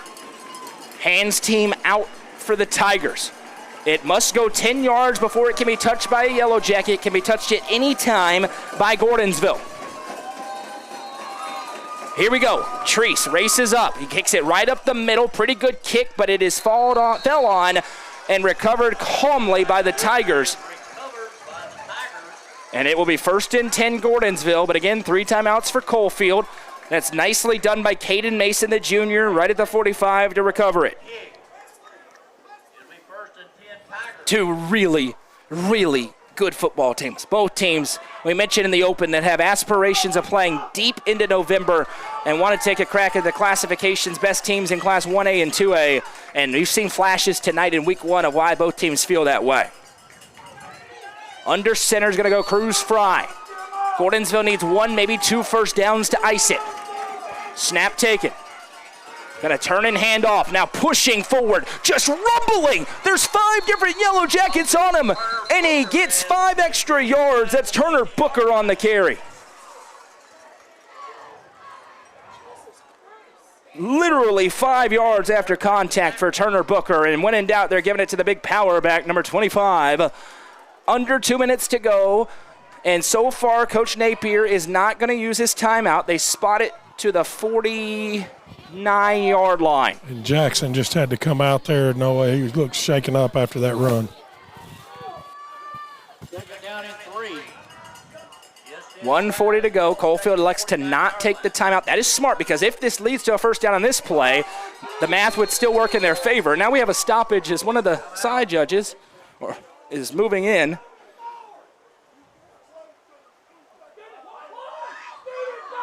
And now they've respotted the ball. It was about half a yard short. To his defense, he set it with the box. The box was correct, and the ball got moved. Fry under center, and now, you can't have that timeout. Coach Napier is going to burn the timeout after about 35 seconds had gone off the clock. And he is upset with the official. And the Bluebirds are out on the Coalfield side, and the Tiger fans, that'll rev them up a little more. And if you weren't there, these 2 teams played in the Class 1A state baseball tournament.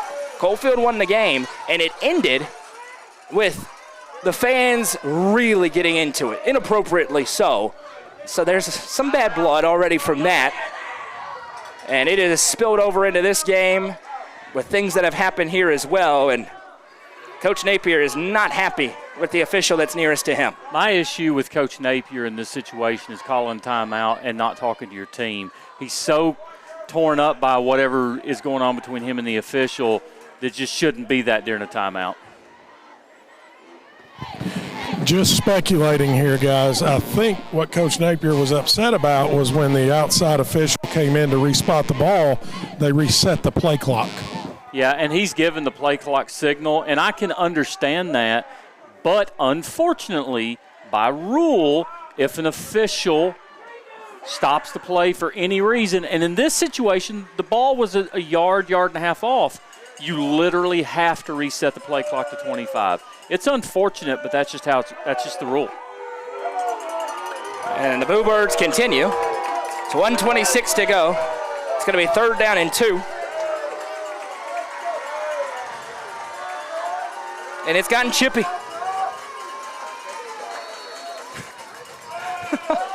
Under center goes Fry.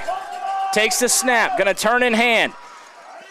Off of one tackler and then push back, but it is enough for a first down for Gordonsville. It'll be a Gary Maxwell Insurance first down. By the way, our touchdowns tonight presented by Turner Roofing. Appreciate their sponsorship tonight. That will move the chains, and Coach Napier is calling for a timeout, but the math is against him now. Gordonsville could kneel this thing out with only one timeout left in Coalfield's back pocket. That was Michael Walker on the carry. And the depth of tailbacks that Gordonsville has really shined through in this second half. Booker, Ketchum, Walker, and Mason each with big carries at different times. Yeah, and overall, I think the officiating crew has done fine tonight. There are a couple of plays, and whether they got them right or they got them wrong, they've went against Coalfield. You're never going to believe this. The Coalfield fans in the comments disagree with you. What did they say? Oh, it's going that way. Just I've done this a few times. So yeah, it's unfortunate that the 50-50 plays, the 60-40 plays, they just went against Coalfield.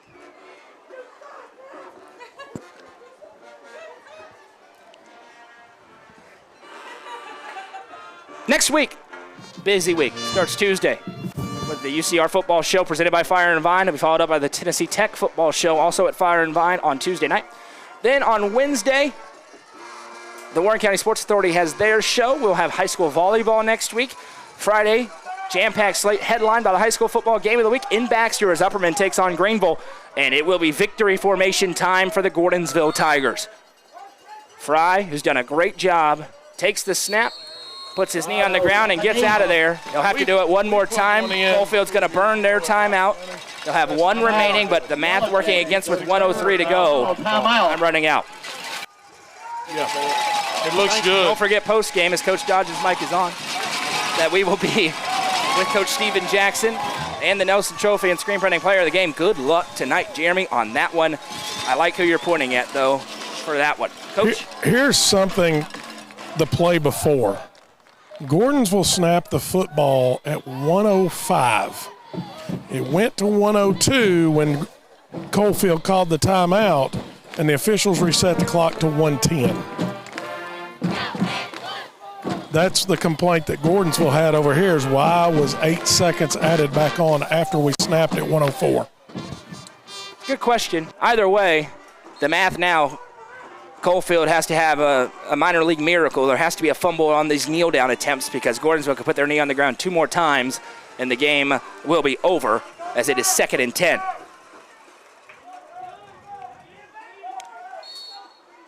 Cruz Fry takes the snap. There's one kneel down, and he wisely runs it right back to the white hat official, gets out of any sort of danger. Hard played football game tonight, both ways.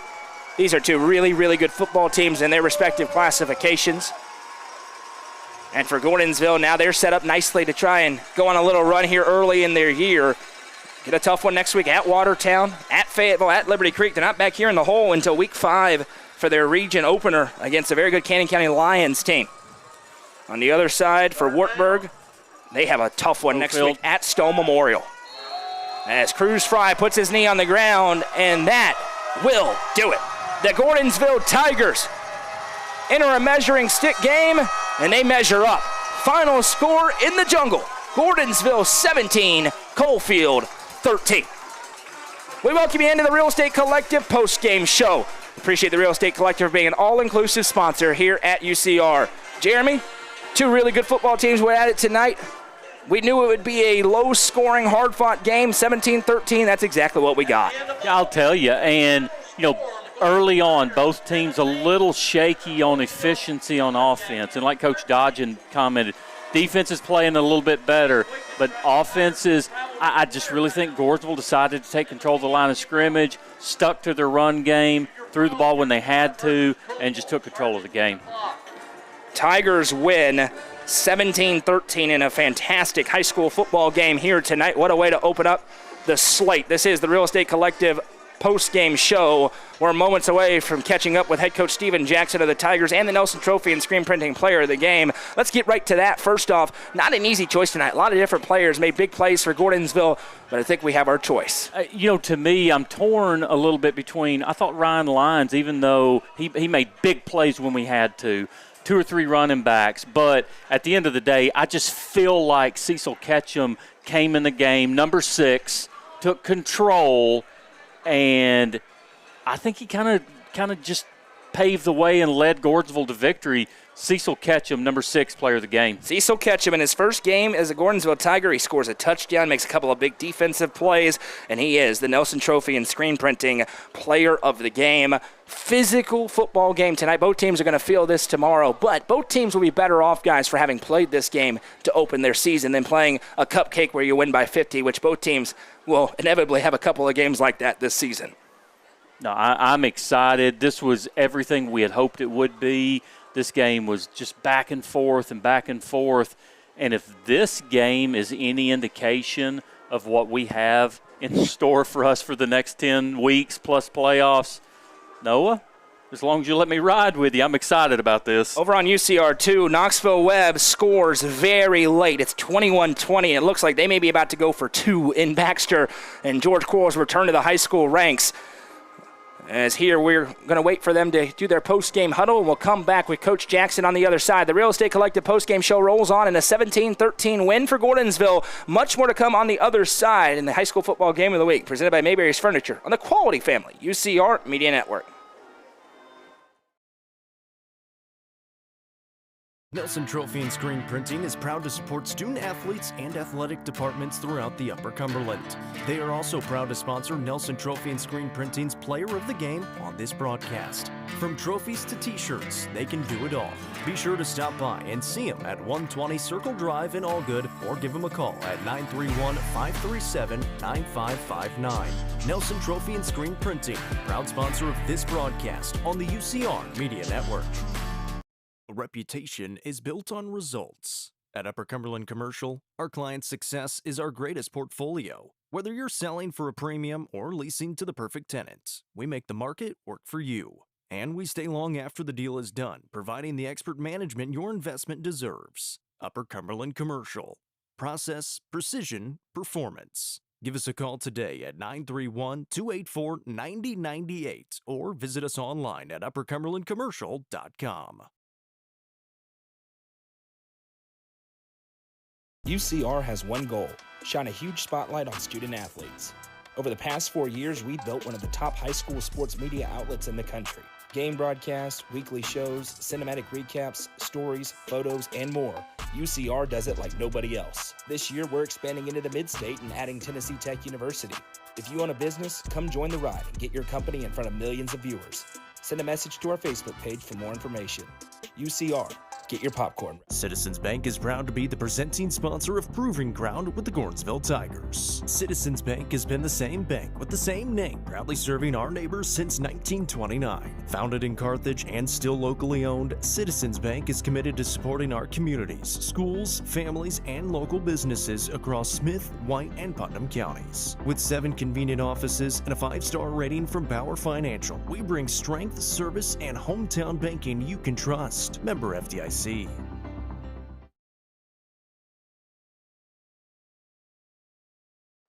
The Rico postgame show rolls on as Gordonsville defeats Coalfield tonight 17-13. They win another regular season game, unblemished in the regular season a year ago. And with this win tonight, it lines up well for them to have a chance to get a lot more wins than losses in the regular season. Both these teams are going to be very successful this year.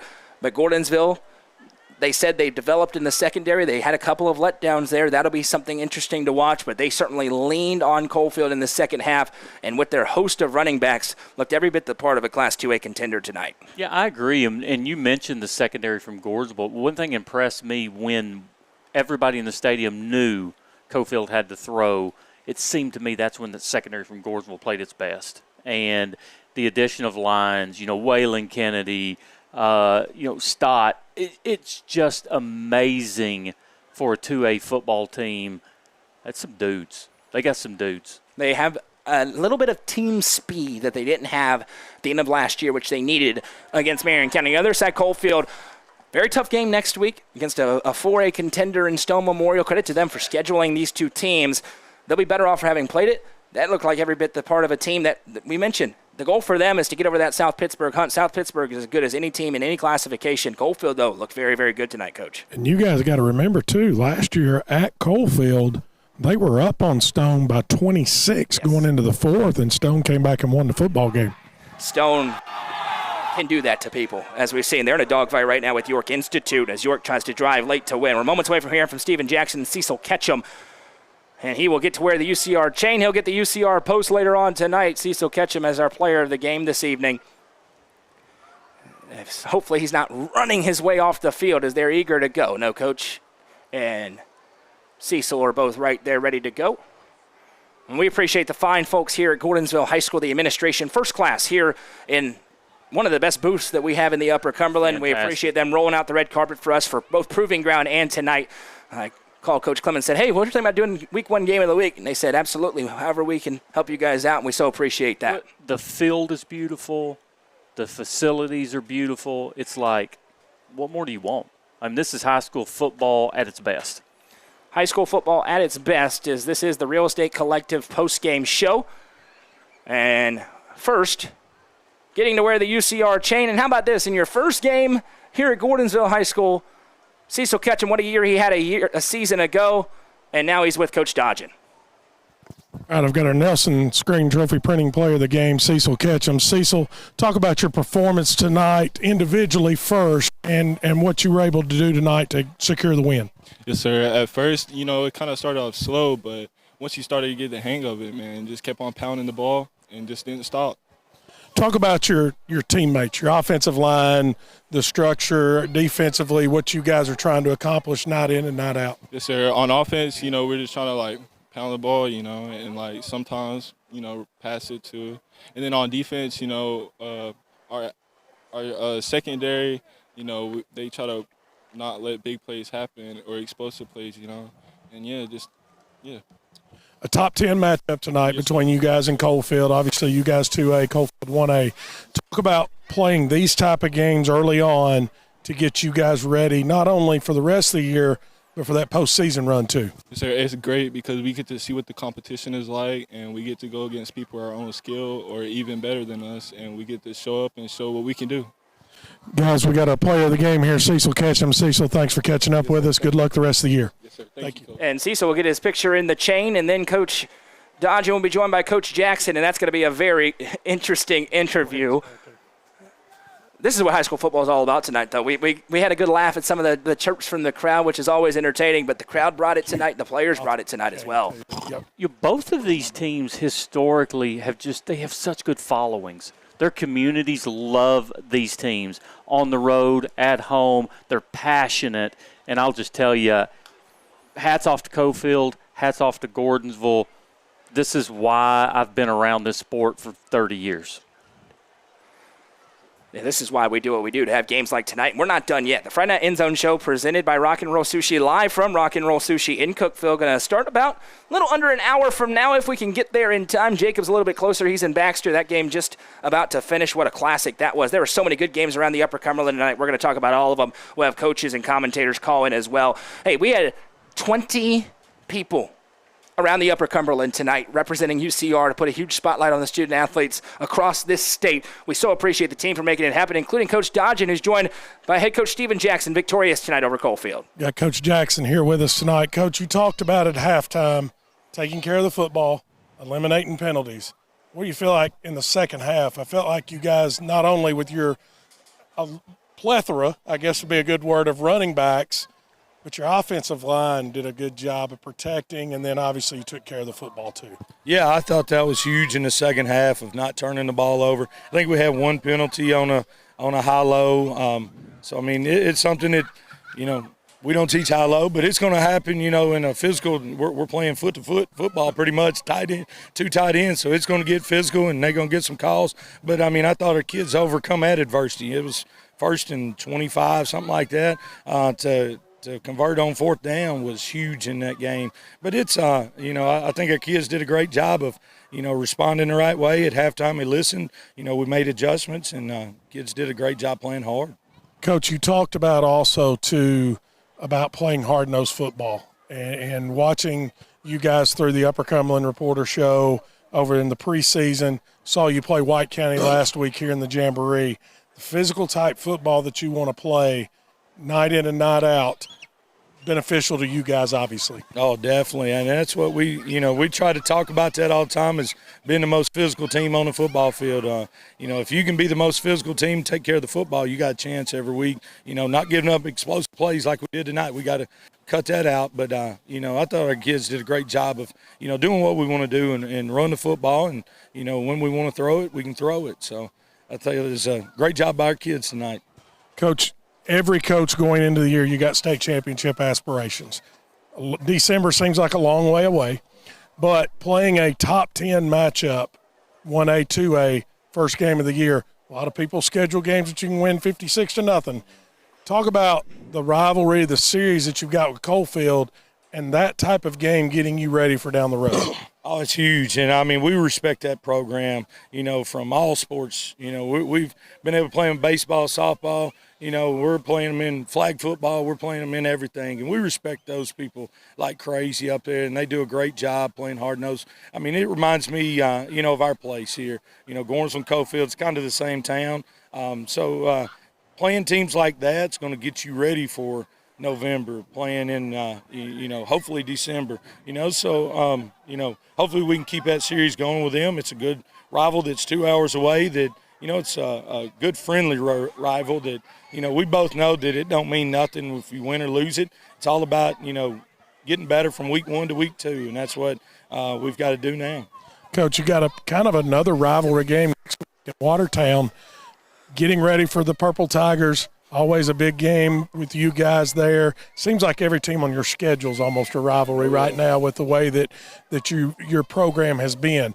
Talk about focus week in and week out with your kids. Yeah, that's huge. You get 10 opportunities to play, and, we got those rival games that Watertown used to be in our district. So, I mean, it goes back to the 80s or 70s, whatever. But, playing teams like that every week gets you ready for – your region games, and then, your playoffs. So we love the schedule that we got. We like being in 2A just because of all the rivals that we're able to create on that. So we're very fortunate, and it takes tough kids to come out here, every day and grind and, be prepared for a Friday night. But like you said, that's the big thing is, we can't, just because we're 1-0, you can't come and be fat and happy. You got to make sure that you work next week, or you'll be 1-1 right off the bat. So I think our kids will come to work. We're going to enjoy this one over the weekend and then come back on Monday ready to prepare for Watertown. Coach, we appreciate it. Congratulations on your win tonight against Coalfield.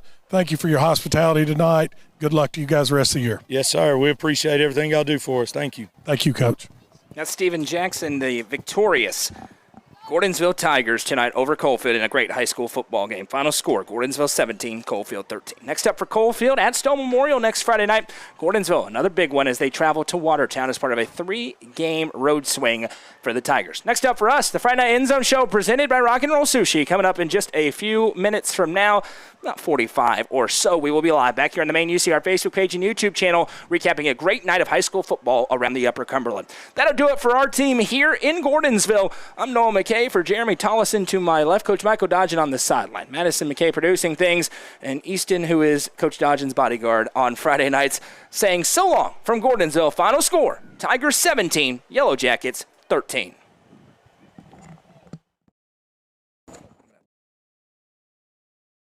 UCR has one goal: shine a huge spotlight on student athletes. Over the past 4 years, we built one of the top high school sports media outlets in the country. Game broadcasts, weekly shows, cinematic recaps, stories, photos, and more. UCR does it like nobody else. This year, we're expanding into the mid-state and adding Tennessee Tech University. If you own a business, come join the ride and get your company in front of millions of viewers. Send a message to our Facebook page for more information. UCR, get your popcorn ready.